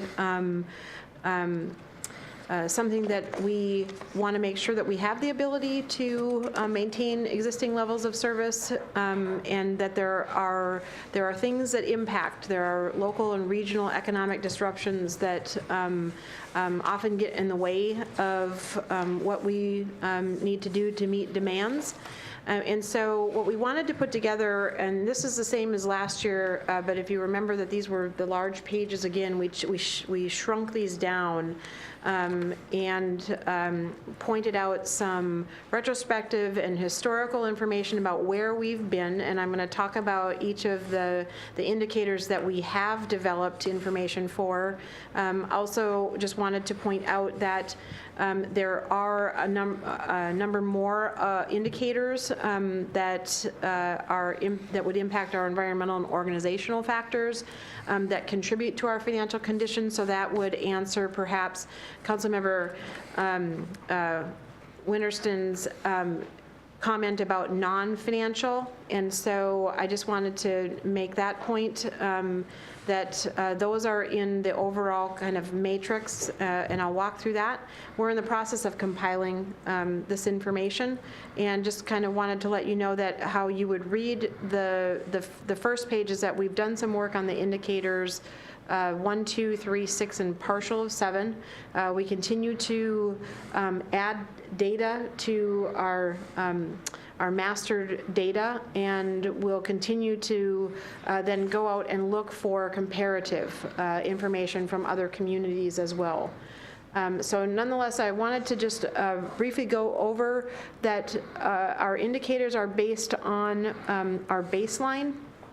right now, and certainly as the council makes decisions, then what we do is we go back and we put that forecast or those assumptions of the council or those decisions of the council in, and it serves as a test on whether or not we're going to be performing better or worse, and helps us take a longer look at our financial condition. So what I wanted to point out on page, let's see, I'm just trying to get page numbers here, on page 107 of the packet, that just kind of shows that flow of some of those environmental factors that impact our financial condition. There's organizational factors, and then there's certainly the financial factors. And the easy ones are the financial factors because we do collect data, and we do want to present it in a way that is helpful for the council. And then you see way up above, you can see those early warning trends. And you can see some of those early warning trends are, and I'll go through those in the indicators that we have prepared, and what you would look for. But it's intended to help the council with decision-making, and then I have a description of each of the indicators. So if there isn't any questions about the overall plan for putting a tool in place and continuing to use it, I'll go on with the indicators. The first one is revenue per capita. And so examining our revenue per capita, and this is in comparison, so per capita is relative to the change in population and the rate of inflation. And you can see historically that we have had increasing net operating revenues per capita. And so you can see at the top, the warning trend would be as if they were decreasing, because that would mean as if our revenues were going down per capita, that means that we're not able to maintain those existing levels of service. We would need to find new sources of revenue, or certainly ways to save money on the expenditure side. But it assumes that that the cost of service is directly related to population size. And so we've put together the data in the historical information. You can see how the numbers play out. These are actual numbers from our audited financial statements. The CPI, and then we just do the math, and the population then creates that per capita revenue, and so you can see that it is increasing historically. Councilmember Winterstein. Thank you. Jen, what type of revenue are we talking about? This is just general fund. So this is just general fund? This is just, yeah. Okay. We could do indicators on the different types of revenues. So if we were going to look at this from a utility perspective, then, you know, Yeah, those okay. would be those rates and the capital contributions. I just didn't see, I thought that maybe it was, but I didn't see anywhere. I know that's primarily been our context tonight, has been general fund, but I didn't see that on there, say specifically general fund. So thank you for that. Tell me about transfers. When we're talking about the general fund and transfers, what would we be referring to? What we refer to there is because in fund accounting, one fund transfers money to another, so we also include those transfer dollars. Now, some, you might think maybe a special revenue fund wouldn't transfer some dollars into the general fund because of some condition, but we want to be made known that we are including transfers in the net operating revenues. Could you give me an example? Give me an example. A transfer into the general fund? Yeah. A transfer into the general fund could be from, let's just, and this is hard because when we did our fund accounting cleanup, we shifted and we created special revenue funds specifically for like REIT. So for example, if you would have a project that the general fund was, the project was let out of the general fund, so all the transactions were being, tracked in the general fund, but there was a source of revenue that was going to come from REIT or is going to come from another special revenue fund, that we would transfer in that revenue to tackle that one-time capital project. So there's not a lot of transfers that come into the general fund. Right, we're often feeding other funds with general Absolutely, funds. yes, yeah. So transfers as a percent, I mean, what percent is this of the total revenue? I'm going to have to get you that Just level of guess, detail. ballpark. I don't want to guess. Less than 5? I'm not a guesser. 1? Could we provide that back to the Okay, all council? right. It just you just said something, which I was wondering if this was true. You said it's not common to transfer from other funds into the general, and yet you have it titled here, net operating revenues and transfers.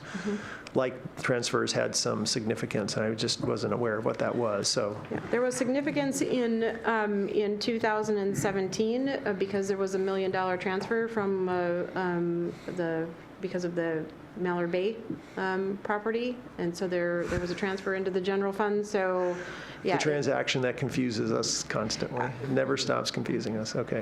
It is All a right. very complicated project, purchase. Okay.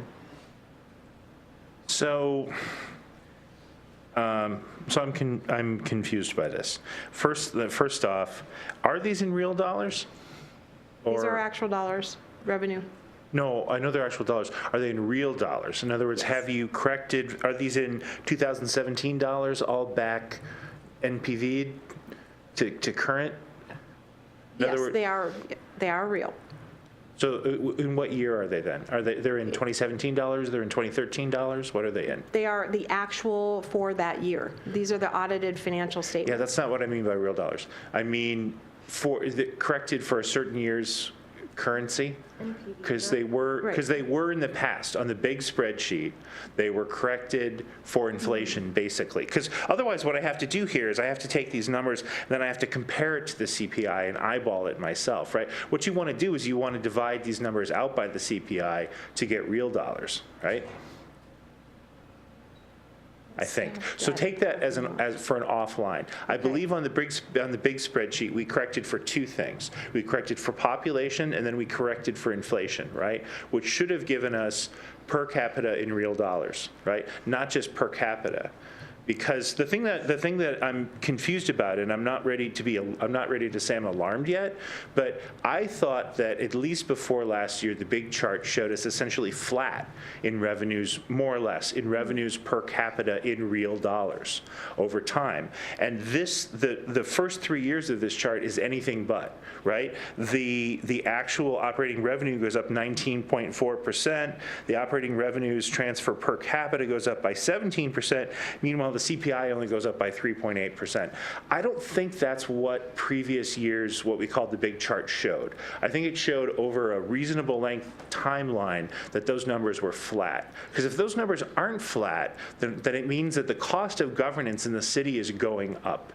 Even taking into account the fact that we get economies of scale in some of our operations, right? Some of the things we can do with a larger population that's harder to do with a smaller population. So you should at least be staying flat in that kind of a measure. And it was in the big chart that we did in previous years, but it's not here. So again, I don't want to say I'm alarmed yet, but I want to say I absolutely need to understand better, corrected for real dollars, corrected for inflation. So again, divided by population, divided by inflation, so that we see what the real cost of governance is over time. So these are revenues, just revenues. Mm-hmm. So I think we can take a deeper dive then in on your view of last year as compared to this year. Well, the big chart that we did it for like 10 years, right? We looked, because you have to be careful just looking for 3 or 4 years, right? You have to take sort of, when we did it before, we looked at a longer timeline, so you smoothed out sort of local variations, because you can get little local blips that'll make things look weird. Sure. But both revenues and expenditures in per capita real dollars were essentially flat, and that's what made me comfortable with a lot of the things we were doing. This was 2 years ago, the conversation. Because it made me say, I could go to a resident in the city and say, the cost of government for you isn't any worse, the cost of government for it weren't any worse for you than it was 10 years ago, right? If I can't say that, then I have to ask myself a whole bunch of questions that I want to have to ask myself about the way that we're choosing to generate and spend money. And that was the whole purpose of that big spreadsheet. And so that's why I need to know a lot better about this per capita in real dollars over a longer timeline to make sure that we don't have a problem. Because this, if I just looked at this, the fact that, I mean, and you got to look at expenditures also, but I mean, you want all that stuff to track. You want to say, we're asking of the people comparable that we asked of the people 10 years ago. We're spending comparable for people that we were spending 10 years ago, and you correct that for population and inflation. We'll bring back the big, all of the data, and so that you can look at it in that framework, because we're looking at the historical here, and then we're looking at the next page, we're looking at the forecast. So we will certainly include that when we have budget discussions. Great. Okay. That would help me. And I believe it'll show things better than I'm envisioning them in my head just looking at this one page. Okay. Thanks. Any other questions? So then I'm just going to move on through then the revenues per capita. This is the projected. This is coming then from that moving forward with the same information, and then based on the baseline assumptions.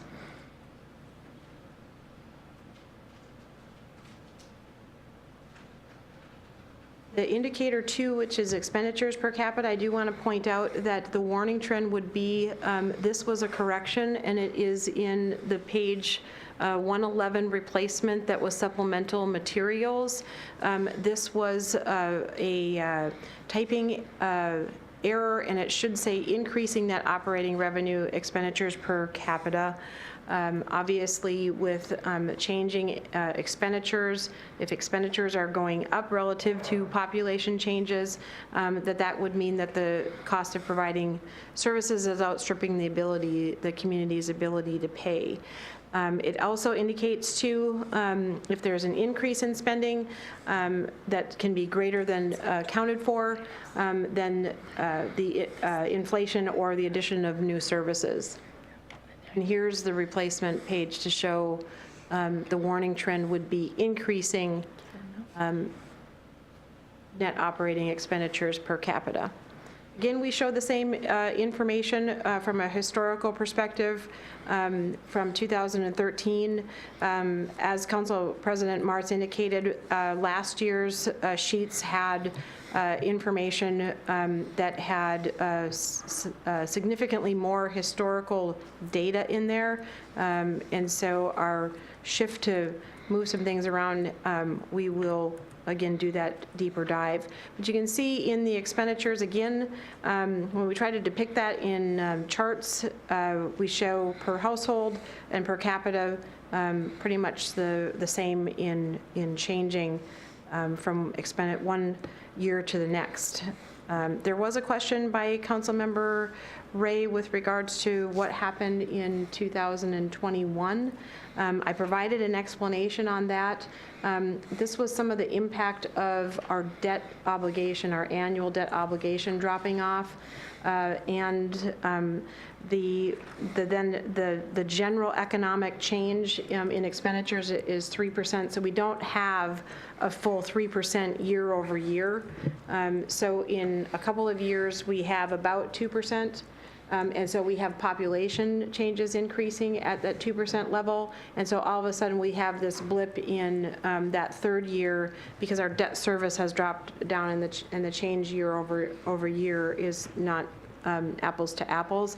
Again, like I indicated in my response, and if this had been extended out into 2023, we would see another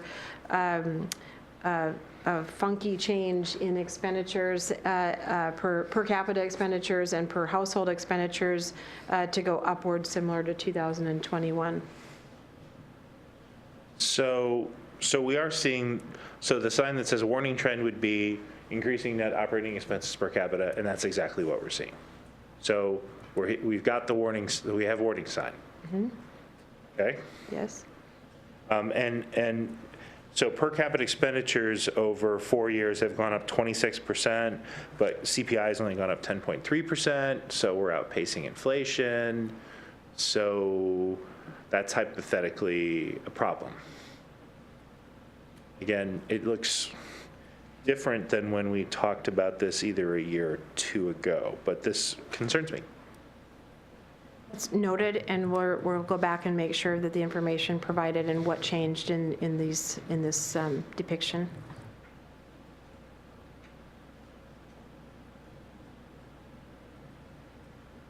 Other questions? Nope. All right.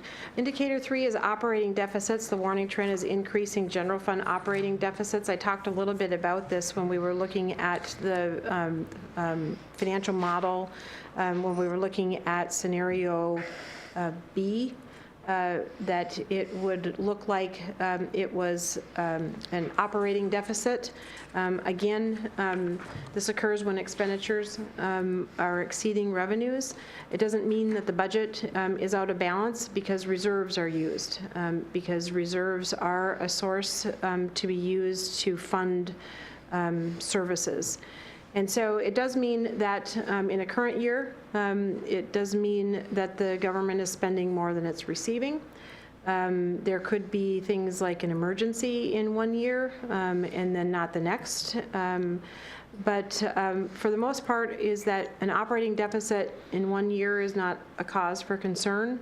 It's when it happens over multiple years and there's not a plan in place. And the council does, again, as I stated, have financial policy that identifies how you handle operating deficits over time, how you handle spending reserves or bringing reserves back up into your policy targets. And so this is something that I wanted to point out to with regards to credit rating firms. When they look at operating deficit, it's certainly a minor warning signal, but then they would be asking for a plan. And so certainly any large deficit, more than 10%, would also be something that the credit raters would ask for more information about. So, I'm sorry, what assumptions are we using? Why are we seeing a change out at 2020, 2021, and 2022? Because if you append the projected onto the historical, for most of this you get sort of a little back and forth oscillation of some kind. But then you get this step out around 2020, and all of a sudden you're above zero and you stay above zero. What's that about?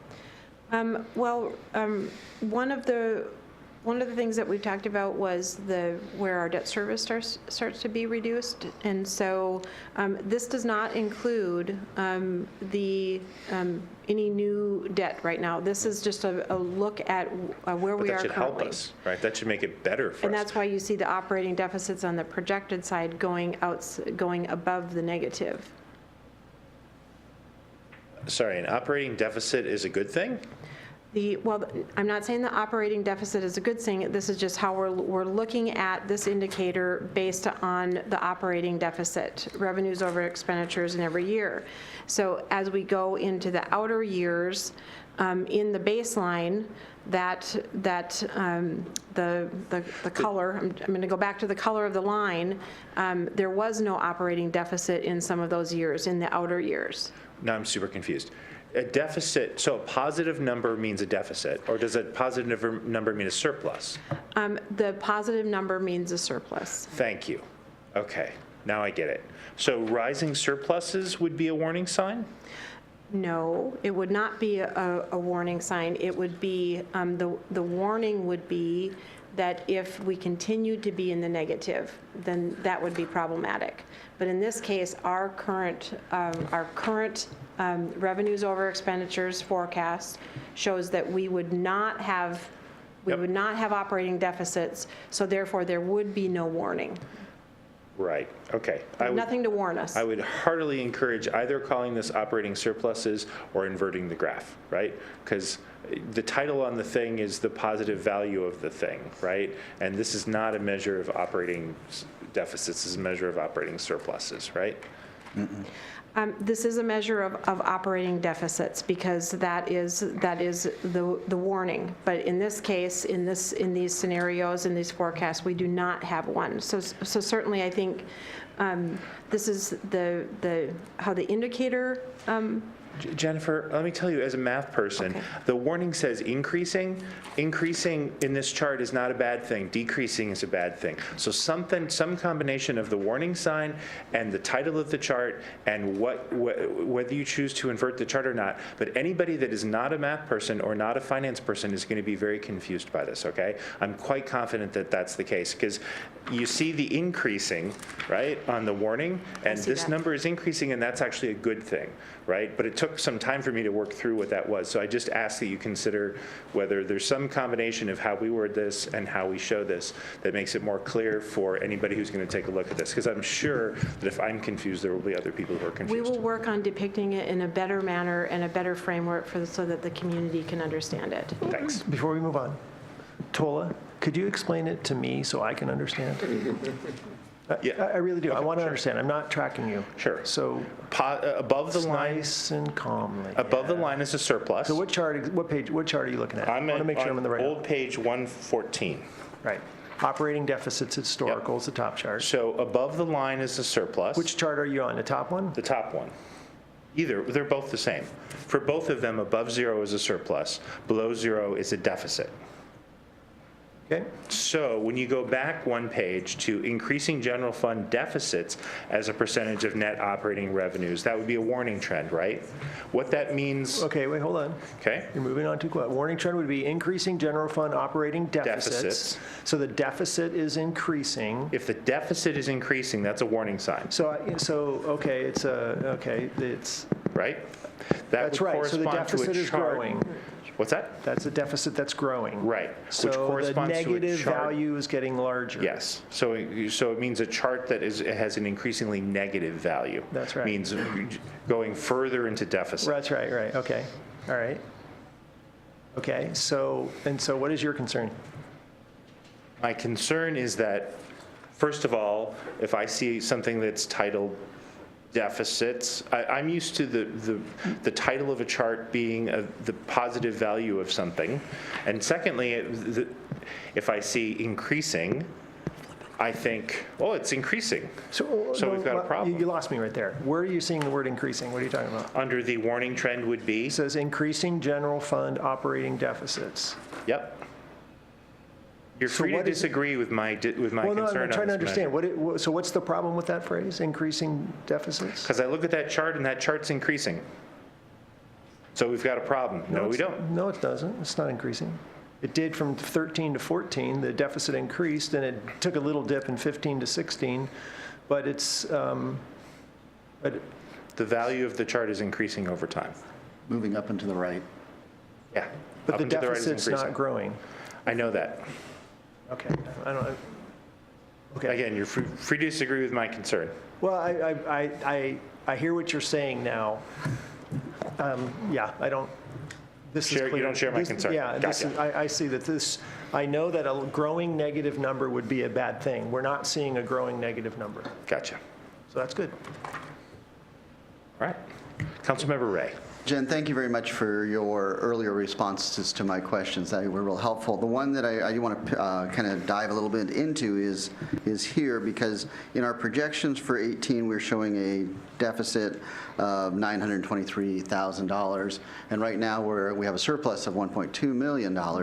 And so I understand that there's some guidance that's driving that number. I'd just like to understand the guidance of why we're going to have why we have a discrepancy between what we're seeing and what we're projecting. We could have multiple charts then to show the operating deficits or surpluses or how it's depicted. Up and to the right. Yes, based on budget, based on the council's expectation that there would be an operating deficit in 2018. We could also show then, and I think it's something that will be an important piece as we get better depiction of this, is that when we start to forecast the year end 2018, we can show the same chart converted to show what we're forecasting for the operating deficit. So I think we'll properly identify what is the budget versus forecast then, as we bring back more information. Other questions?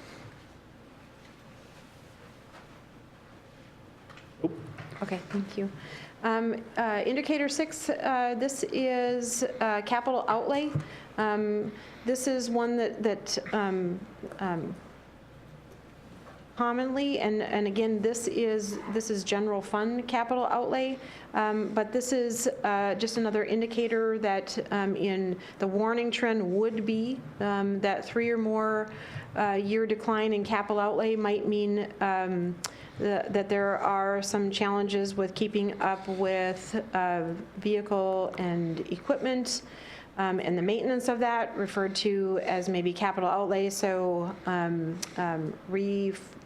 replacing items in the general fund or capital outlay items that do not make the CIP. That is something that we wanted to show historically. On the second chart is where we wanted to depict CIP. And so this is one that is to show that we're working towards putting together these tools and to let the council see the portion that has been identified for total capital outlay. It is rather all over the place, but nonetheless, it's something that can help to test how we're doing in our financial condition, because our smaller assets are important as well as the bigger projects that are in CIP. And then the final indicator. Sorry, can I ask a question? So this is another one that if you tie together the historical with the projected, like if I just look at the historical, I go, oh, I think we may have that warning trend, right? But if you tie it together with the projected, what you get is sort of a back and forth squiggle a little bit, right? And so it's not necessarily, I guess it's still generally coming down. There's highs and lows, but we go from a regime that's generally in the 1.5% to 3% range to a regime that is generally sub 1%, right? So would you say that warning trend is activated on this indicator? Administrator Moon? Not yet. Not yet. I think this is a great tool for us to just watch over time and make sure we are thinking about our replacement of smaller capital assets. If we go back in time beyond 2013, we may see a different pattern. From year to year, you have different pieces of equipment that come due. Some might be really big and create a little spike. The next year, you may not have that. So there's a good deal of variability from year to year. I would also say in the projection, we have some work to do to make sure that we're forecasting accurately into the future for those smaller capital needs. So as we think about our fleet replacement, how we certainly have a schedule, but we can analyze, how to spread things out in a better way. And so I would expect that we don't fall as low as is shown in the projection, and that we stay somewhere around whatever that trend line has been historically. But I think the purpose of the chart is just to be mindful that we should assume that we have an annual obligation to keep up with those replacements, and that if we underfund, we're putting service delivery at risk. Do we have an idea of what that number should be? That's an excellent question. I don't off the top of my head. I think we do on our fleet side, and that tends to capture larger, more expensive pieces of equipment. I don't have that off the top of my head. And then there's other pieces that are part of capital outlay that we're developing asset management plans for. Thank you. Other questions? Councilmember Hunt? What are the asterisks indicate? What do they indicate on the years for that one? I don't see them on the other one.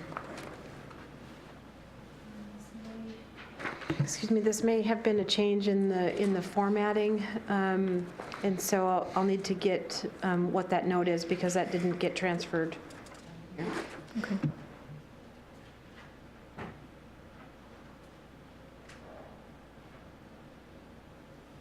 Other questions? All right. I'm just going to move quickly through the indicator number 7. This is property values, both historical and projected. Again, it's based on the assessed valuation. These are the King County assessed valuations from a historical perspective, and then these are the gross. So I'm going to shift to page 118 and just point out in the assessed valuation numbers are based on what we are seeing historically and what we have that are coming from the projects in the pipeline. And so this is the number where we get that 1%, the limitations in order for us to forecast property taxes. And you can see that the assessed valuation in this particular projected information is going up. And so I just wanted to circle back and let you know this is the dollar amount where we get our property tax estimates going forward. So I struggle a little bit with this one because you could, by just putting more stuff, by having more development, swamp what's actually going on. Like with a measure like this, you could have the average home sale price be dropping, right? But as long as you are growing faster than housing prices are dropping, you would see a positive number. So my question is there any way, the same way we talk about revenues and expenses as per capita in real dollars, is there some divisor that we can put? This is the numerator. Is there a divisor we can put this over such that we can measure how this is for a business that has a certain number of square feet or a homeowner for a certain number of square feet? I mean, what I'd want in a perfect world, if I could wave a magic wand, would be like the value of commercial real estate over the commercial square feet, the value of residential over the residential square feet, right? And then you would get commercial per square foot, you'd get residential per square foot, and then you would really experience what, I mean, we could sort of talk about what the average homeowner or business owner is experiencing. And I have no idea if any of that information is available or how easy it would be to get. But I thought I would just, that would be super useful. We're taking down this, and again, these are indicators that we're starting to pull together so that we can start having these conversations, so appreciate that. And Councilmember Winterstein. Yes, so historical, that's easy to get. You just go look it up. Pretty daring to project the rising property values in the future. well, this is something that the crystal ball, yeah, it's a hard one too. I mean, it's hard to predict these things, and so we have to put something out there as a starting point, as a talking point, and then we're not afraid to have holes punched in our assumptions or our information, and so yeah, it is a risque piece of information. But why look forward at this one? I mean, we know what's happening, right? Because we don't. There's so many factors in the environment that drive assessed valuations. And I don't know how we would manage to a forecast of property valuation changes. What would we? I mean, So I think tracking it, I get tracking it, that's absolutely fine as a, look, this is what it's, okay, we've got next year's numbers in, this is what it is. I just don't know the value of projecting anything into the future on this one. Because it's a major source of revenue, we do want to have something in the financial model that identifies property tax, as it is a source, and the only way that we get there is the, the formula to identify what our annual levy is going to be. Okay, so then I would want to track how it's happening compared to our baseline or our basis. That's what I want to track, right? So you're providing the actual, but what I want to know is what it is to our base. So if in our, so that makes sense. So we actually, this is not total, this is total valuation or just like average increase? This is total valuation. This is total, okay. Which it would be average as well. Okay. Yeah, so I would think as a key indicator, I would just want to know what is it doing compared to what we are using in our forecast? If we're using an 8%, we already know 2018, so, or we don't know 2019's yet, That's correct. we do right? not. Okay, so let's track how it does compared to what we forecasted. Okay. Other questions? Councilmember Ray. This is great. I just want to start by saying this is great stuff.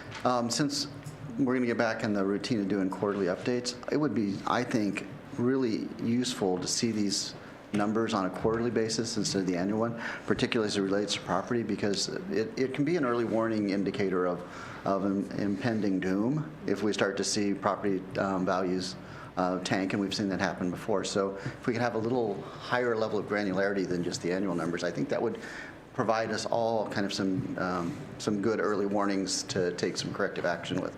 So, but I love this stuff.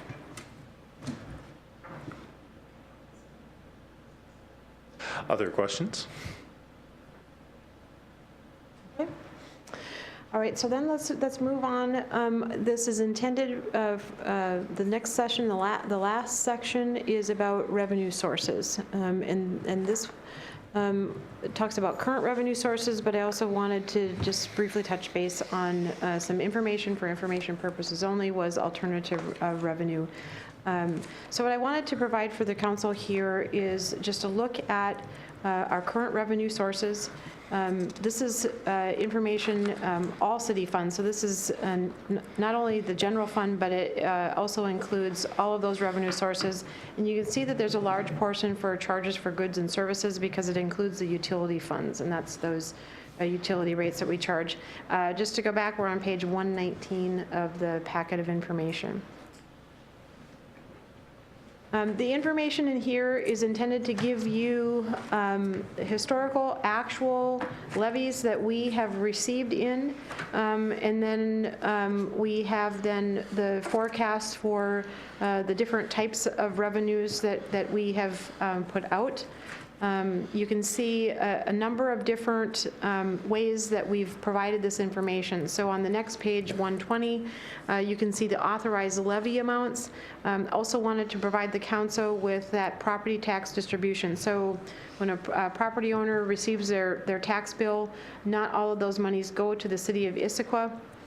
There is about 10% of the property tax that would go to the city of Issaquah. That's the blue pie piece that's coming out. So we wanted to make sure that this information was available. Next page, this is the levy rates. One of the things that I think we talked about here, but I wanted to kind of circle back to was about that when we predict assessed value and we predict what the property tax levy would be, as the assessed value goes up, the property, because we're limited with that 1%, the actual rate goes down. And in the chart at the top of the page, it identifies the total, the dollar for in 2018 per thousand in assessed valuation. I also wanted to shift out that there is the general levy or the regular tax rate of about 87 cents, and then you have that excess tax rate, and that's the voter approved levy that does not hit the general fund. But it show you that when our valuations go up and our ability to set the property tax rate, it is just an automatic going downward. Then I just wanted to show you those assessed valuations. This is a lot of small numbers in a space to show you what those actual assessed valuations were, as well as there's that new construction value of about the 200. And I knew I remembered a number about 280, but that was 2017. In 2018, we actually had information from King County that it did go down some, so it is one that's hard to predict. Other information then for the council, historical residential home values, and at the bottom of the page you can see some average valued home and the changes year over year. That's a question about that. So you've got that value was obtained from Zillow. Do we have a more rigorous way to get that number other than Zillow? Because I seem to recall, not necessarily in city council, but some question about how Zillow's mechanism and whether it's accurate and all that kind of stuff.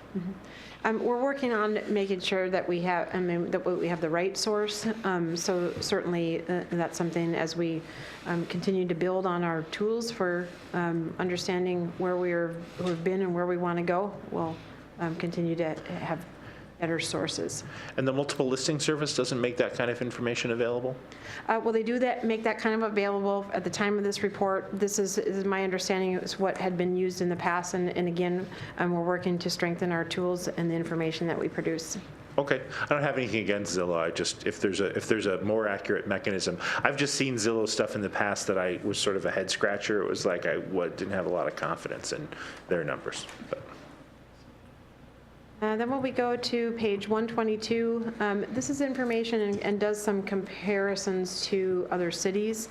What we wanted to do is show only the city portion by community, and the change in the rates.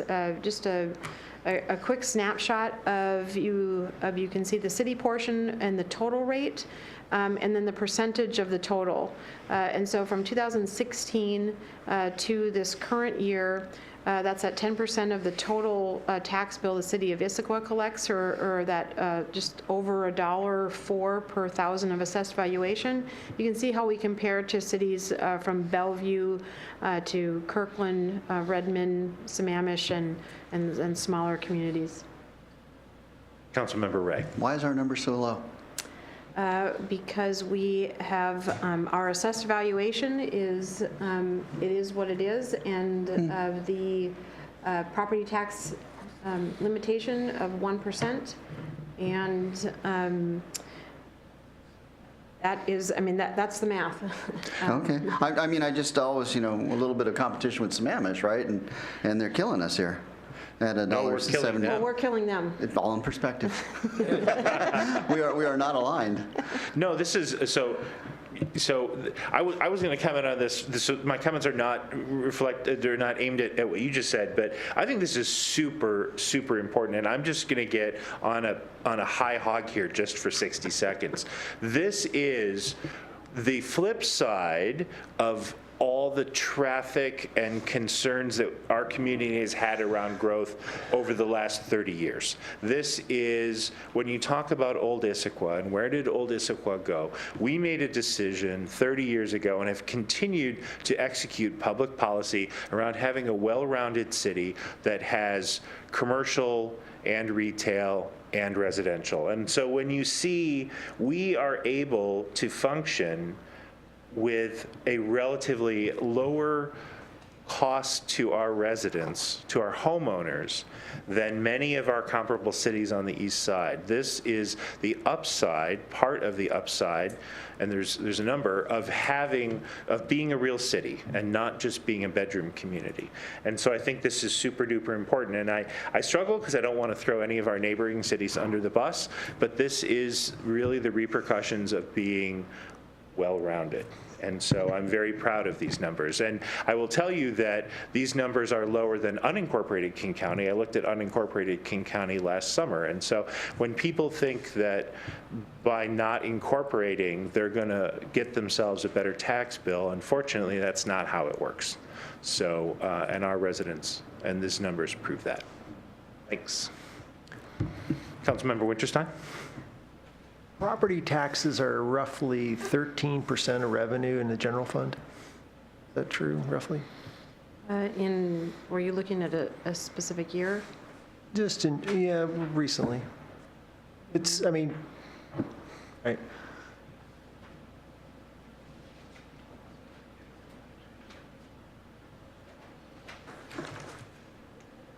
You don't have to do, I thought maybe you'd know off the top of your head. This isn't, I just to put this in another, I think, in an important perspective as well, as what this rate, this rate is what it is, but it's also only about 13% of our revenue. And I was just looking back into the mid-year report. Yeah, you have it in the narrative. Well, we've collected, what I've got in the narrative here is not the percentage of our overall revenue. So that's something that we can add, the chart. That's, maybe into it's the more, report. just, yeah, you have this in here, you compare us with the other cities, and that's interesting. And we have a significant amount of retail sales tax, for example. Not everybody has the same mix. So that's, I mean, it's interesting to compare, but we're not, everybody, we have to do it. I think it only makes sense if you know the entire makeup. Mr. President? Yes. I wanted to add to this too, because when we're looking at this information, is that the city portion includes the excess debt levy. And so one thing to note is that another community may have had voter-approved excess levies go forward. They may have opted to do a levy lift. They may have opted to do utilize all of their bank capacity. So this tells a story of everything that a community has determined to do when we compare those communities. And so I just wanted to point that out, is that this is the total city portion of all the different levies that and the impacts to their levy that those communities have chosen to do. Got it. Thank you for that clarification. So then we move on to page 123. Just wanted to give the council a breakdown of our sales tax. It goes to a variety of different places. You can see that the city of Issaquah does not collect the total 10% general sales tax. So we collect a small portion, just like the property tax. It goes to other entities. Then we put in some information too about our total sales tax, as well as a history of sales tax by some of those major categories. There's quite a number of different categories of sales tax that we monitor and receive, and it's all over the board, but the major portion is the retail sales tax portion. Then we move on to background information about our business and occupation tax. You can see there all of the different tax rates. Again, the tax rate was changed in 2015. So you can see how we look at and how we audit those B&O tax returns and those thresholds for whether or not someone has to file a tax return. Quarterly filing is at $25,000, and annual filing is at $100,000, and then providing some historical information and forecast.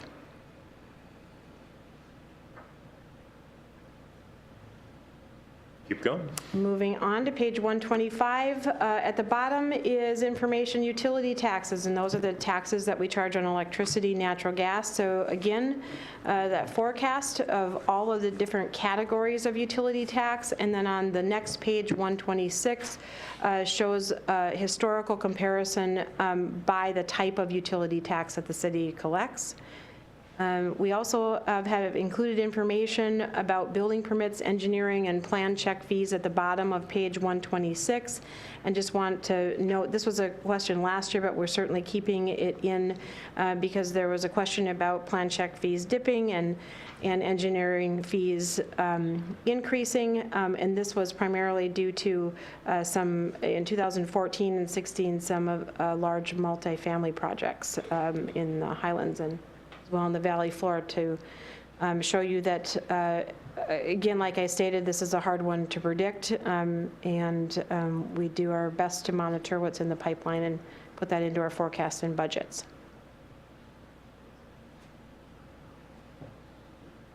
Shared revenues then is on page 127.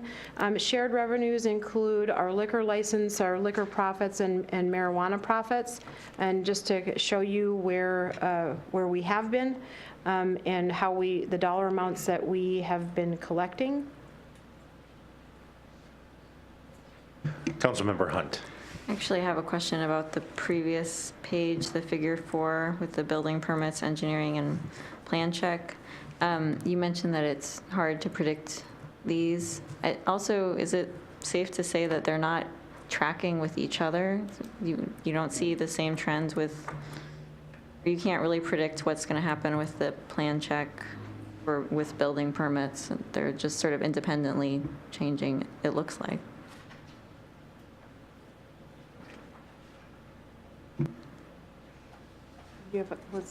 I just want The to question understand is, they're not following a trend with each other. They just follow different trends for each of those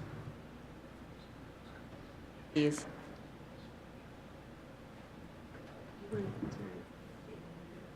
It's not, I guess it's not really a question. It's just, I would have thought that they would have a relationship with each other where they're correlated or something, but they seem to not be. They do. It's a little funky on this page. I think you're seeing the impact of the moratorium here. So they do sort of track until we hit that moment in time to some degree. There's also lag. So you'll typically get the plan check and then the building permit.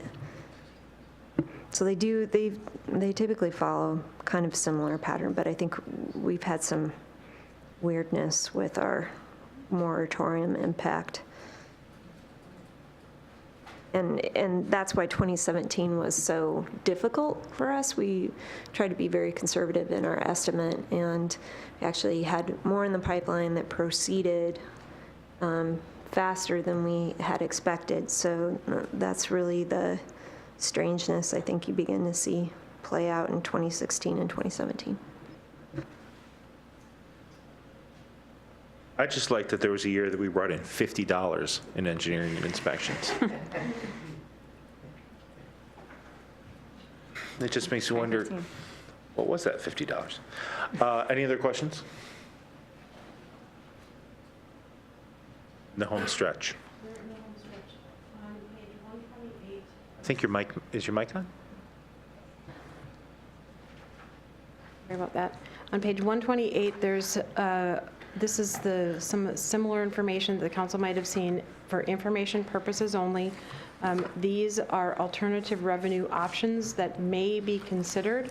We talked about that earlier, about a new source of revenue was in one of the scenarios in the financial model, but it is hoped to give the council a very brief background about some of these alternative revenue options. There is certainly more information certainly about any of these revenue options, and as we go forward through budget discussions, certainly would bring forth more comprehensive review of a source should the council direct the administration to do so. All right. Questions? All right. Does the administration have any closing comments for us this evening? Does anyone on council have any comments? Councilmember Winterstein. Thank you, Tola.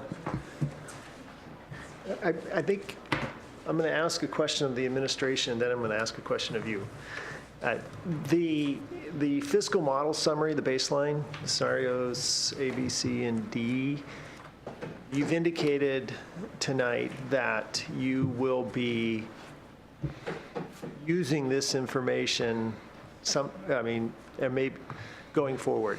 Could you just explain what you were talking about there? I'd like to hear that, and then actually, so I'm going to let Tola know what I'm going to ask him as well. So Tola, it seems to me that that model and what we've assumed in there are all big, is a pretty big deal. This whole document's a big deal, Jen, but that part's a really big deal. And some of us, I know, Mariah, Bill, Vicki, haven't seen it before at all. but it would be good not to go away tonight without getting at least some type of reaction to what was proposed here, or what's, it's not really a proposal, but what's in this model and what it might be from everybody. I'd like to get, because we spent a lot of time on this in the ad hoc committee. I just, people are seeing it for the first time. I'm just kind of wondering if they have any reaction or concerns or comments. And I thought, maybe before we left tonight, to get that would be good. But I'd also like to hear a little bit more how the administration wants to use this information. So, there you go. Okay, so one of the things that, so what I would like to do to honor that is I would like to offer council members an opportunity to summarize how this information they think will, what questions it may address that we want to bring up in the budget process. But I also want to make a mechanism where people can alternately, if they have feedback that they want to provide in writing this week to the administration, they could do that, and the administration could come back to us, because I know some of us are more comfortable speaking extemporaneously, and some people are not. So I want to provide both of those mechanisms and make sure people don't feel like they would have to do it tonight. They could also do it if they wanted to after sleeping on it and thinking about it a little further. But I like the idea of us having an opportunity to provide that feedback. And I've sort of already done that myself personally.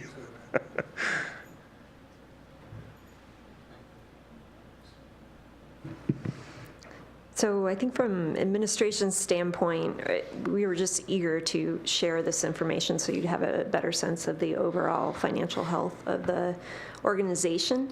And you asked, how might we use this information going forward? And I think we have a couple places at least coming up soon where having this background will help us in facing some decisions. So one is with the budget amendment that is coming up. Majority of the budget amendments are items that have already been approved by council, and you've directed us to incorporate those, but when we bring it back to you as a package, it looks like a big number. So this will help you put it into context to some degree. And we are in the midst of developing the 19 budget. I think having this background information will allow you to maybe get a visual on how what we will propose for 2019 compares to what's in the forecast. Let's take an example of that. Might be the debt service level. We might propose having greater debt expenditure, or we might propose adding more staffing resources than what was depicted here, and you might be able to kind of scale up and understand what the longer term impact of that is. I think on the scenarios that we gave you, we are hoping to get some reaction, whether it's tonight or some point in the near future, so that we can bring forward a tangible proposal, a direct proposal for you on how to meet some of the community needs that you've expressed, whether that's transportation or something else. As Council President Martz stated, there is an outstanding directive to the Ad Hoc Finance Committee to come back to the whole council with a recommendation on how to fund the unfunded transportation projects. And so we're trying to be responsive to that as well.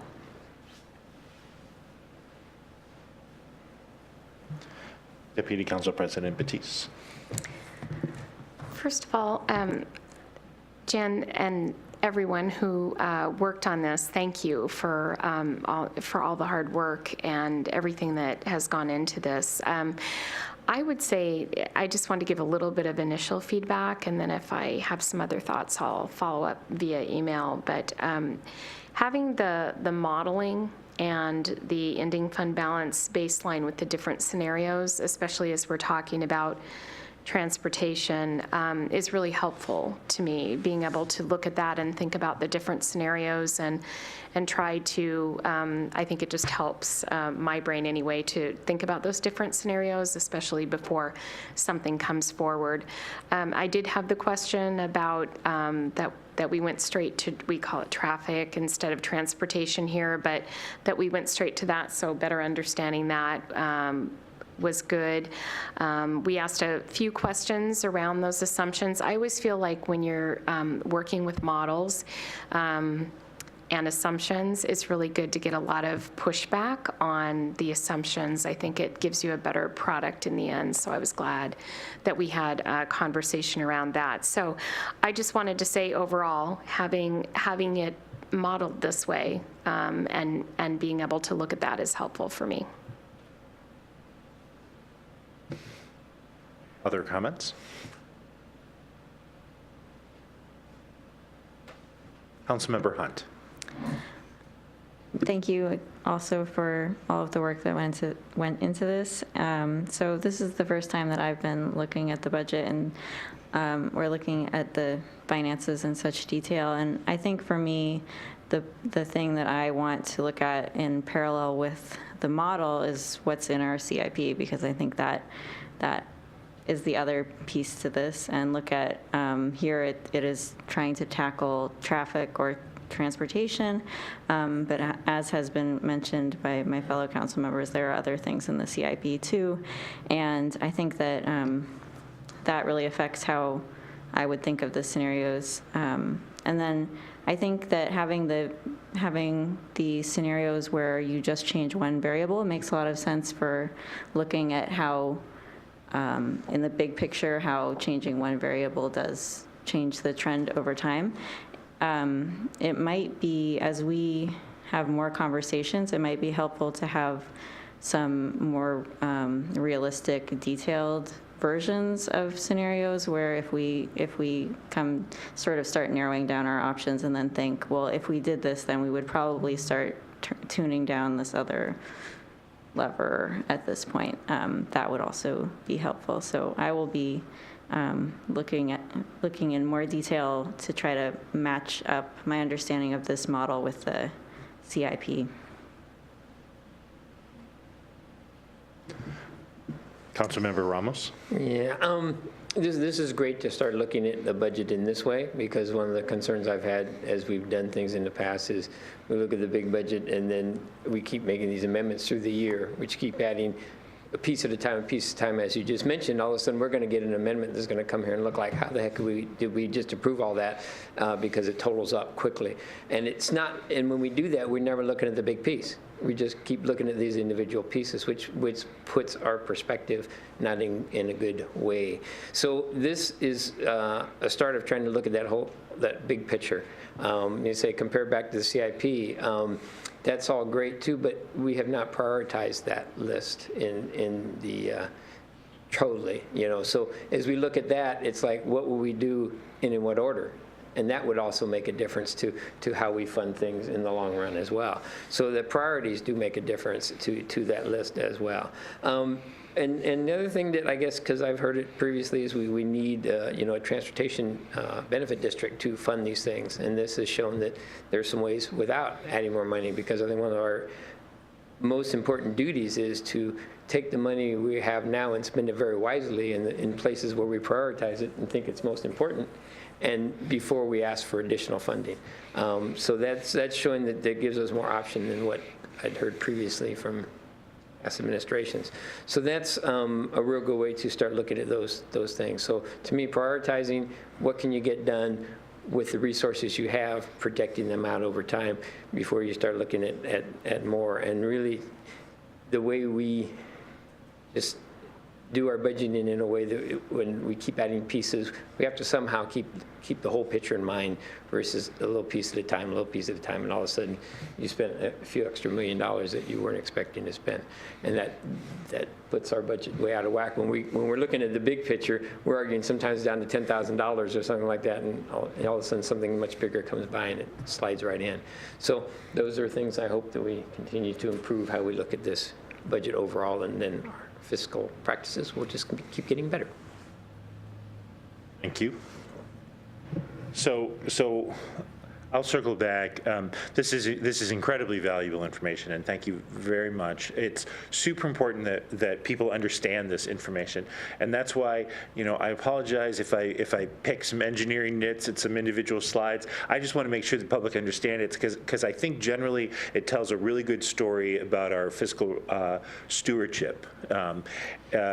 It does, this issue of how we track compared to inflation is a thing I'm going to really want to understand going forward. I have some concerns. I'm hoping that when we look at it on a long timeline and put it in present dollars and all that kind of stuff, that my concerns will not, will go away.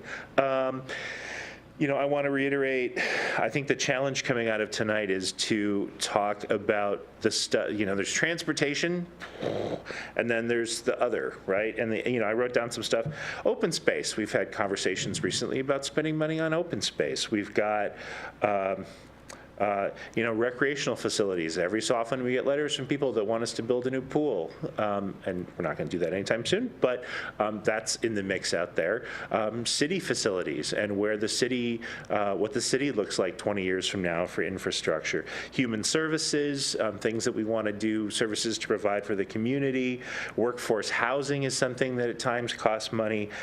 Senior center, do we want to invest money in running a senior center ourselves? That's a smaller one, but one that's coming up in the near term, and we have to factor all these things in when we look at that. Coming up with a curve that's beautiful and just touches a limit that we set for ourselves. We want to make sure that those other factors, although no one of them probably raises people's blood pressure as much in the community as traffic, put together, they're all also additional important factors for making our city run well. So I'm not sure exactly how we broaden the conversation to include those topics, but we'll figure it out, and we'll do it. Any other comments? And I do want to, I don't know if we have anybody from the public here tonight, but if we do, we could, do we have anybody? No? All right. We don't have to worry about public comment. Al, did you? Yeah, thank you. Regarding the scenarios, I'm going to repeat myself somewhat, but it is, so I've had the opportunity to sleep on it for many moons. I'm not just hearing it for the first time. We heard it in the ad hoc committee, and seeing it again tonight. I think Vicki touched upon something. I think I saw some nodding of heads. We think this strategy. We pick a strategy to go forward with. We will perhaps refine some of the estimates. That makes sense to me. But at this level, I think what we're looking for is some type of policy direction with this granularity and this type and level of data that we have right now. So that I think that will happen. We'll get more. We'll refine things once we focus in on a scenario that we want to try to execute on. But I'm still in favor of, I do like the idea of using that capacity that we have and saying we're going to fund this out of our existing revenues, and we're going to figure out how to make this work. And so that scenario C that we've already discussed, I just want to reiterate, I think that is, I'd like to see us go on a path and try to do that. And I think what I heard, that does say there's got to be some revenue. We have to somehow fund a greater debt obligation. And the TBD still may be one of the tools for doing that, but not anytime soon if we follow scenario C. Any other comments? Deputy Council President Batiste. So this comment may be a little bit down in the weeds, but I'll just go ahead and talk about it. As we talk about whether this is for transportation or it's going to include other things, as been talked a little bit about, when we look at scenario B, and within the modeling, we bring it all the way down to the 15% reserve line. That what sticks out to me is if we're wrapping everything around transportation and we go all the way down to that reserve line, and then what about other things that might come up? So just within the modeling, there might be the ability to play with the numbers a little bit, so it's not dipping all the way down in scenario B to the 15% reserve line. So just a thought.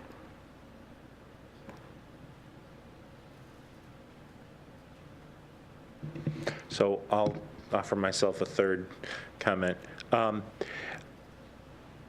I think that I want to come back to this idea that if we know what we need to do, I think that one of the things we should consider as a council is whether we go to the public sooner rather than later. I think that on the last bond, I don't think the public necessarily saw the direct coupling of what we wanted to do to improving transportation in and through the city.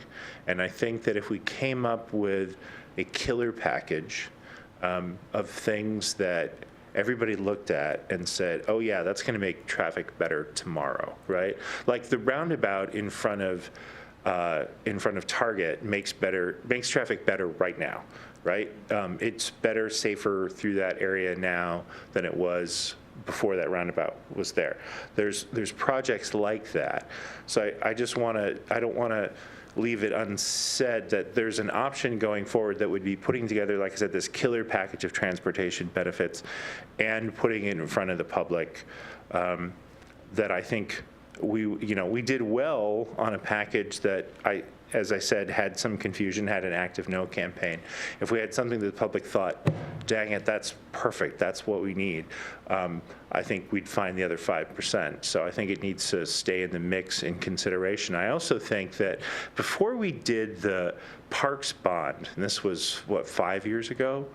Something like that, we did some polling to find out priorities around bonding specifically, right? And so when we did the bond and we said 5 million of it was going to be for renovating the pool and 5 million of it was going to be for Confluence, we had some confidence that there was support for that in the community. And it's one of the reasons why we just went to the city and we didn't try to create a benefit district that would include a larger area, because those voters told us to go pound sand. And so I wonder if there's an opportunity as we move forward to get a better feel as to the community's appetite for what they would want to see potentially bonded out to the public before deciding what would go into that quote-unquote killer package. So, again, other additional comments, thoughts? Going once? Going twice? I guess we don't have to do it like public comment. We don't have to ask 3 times. With that, we are adjourned. Thank you very much, everyone.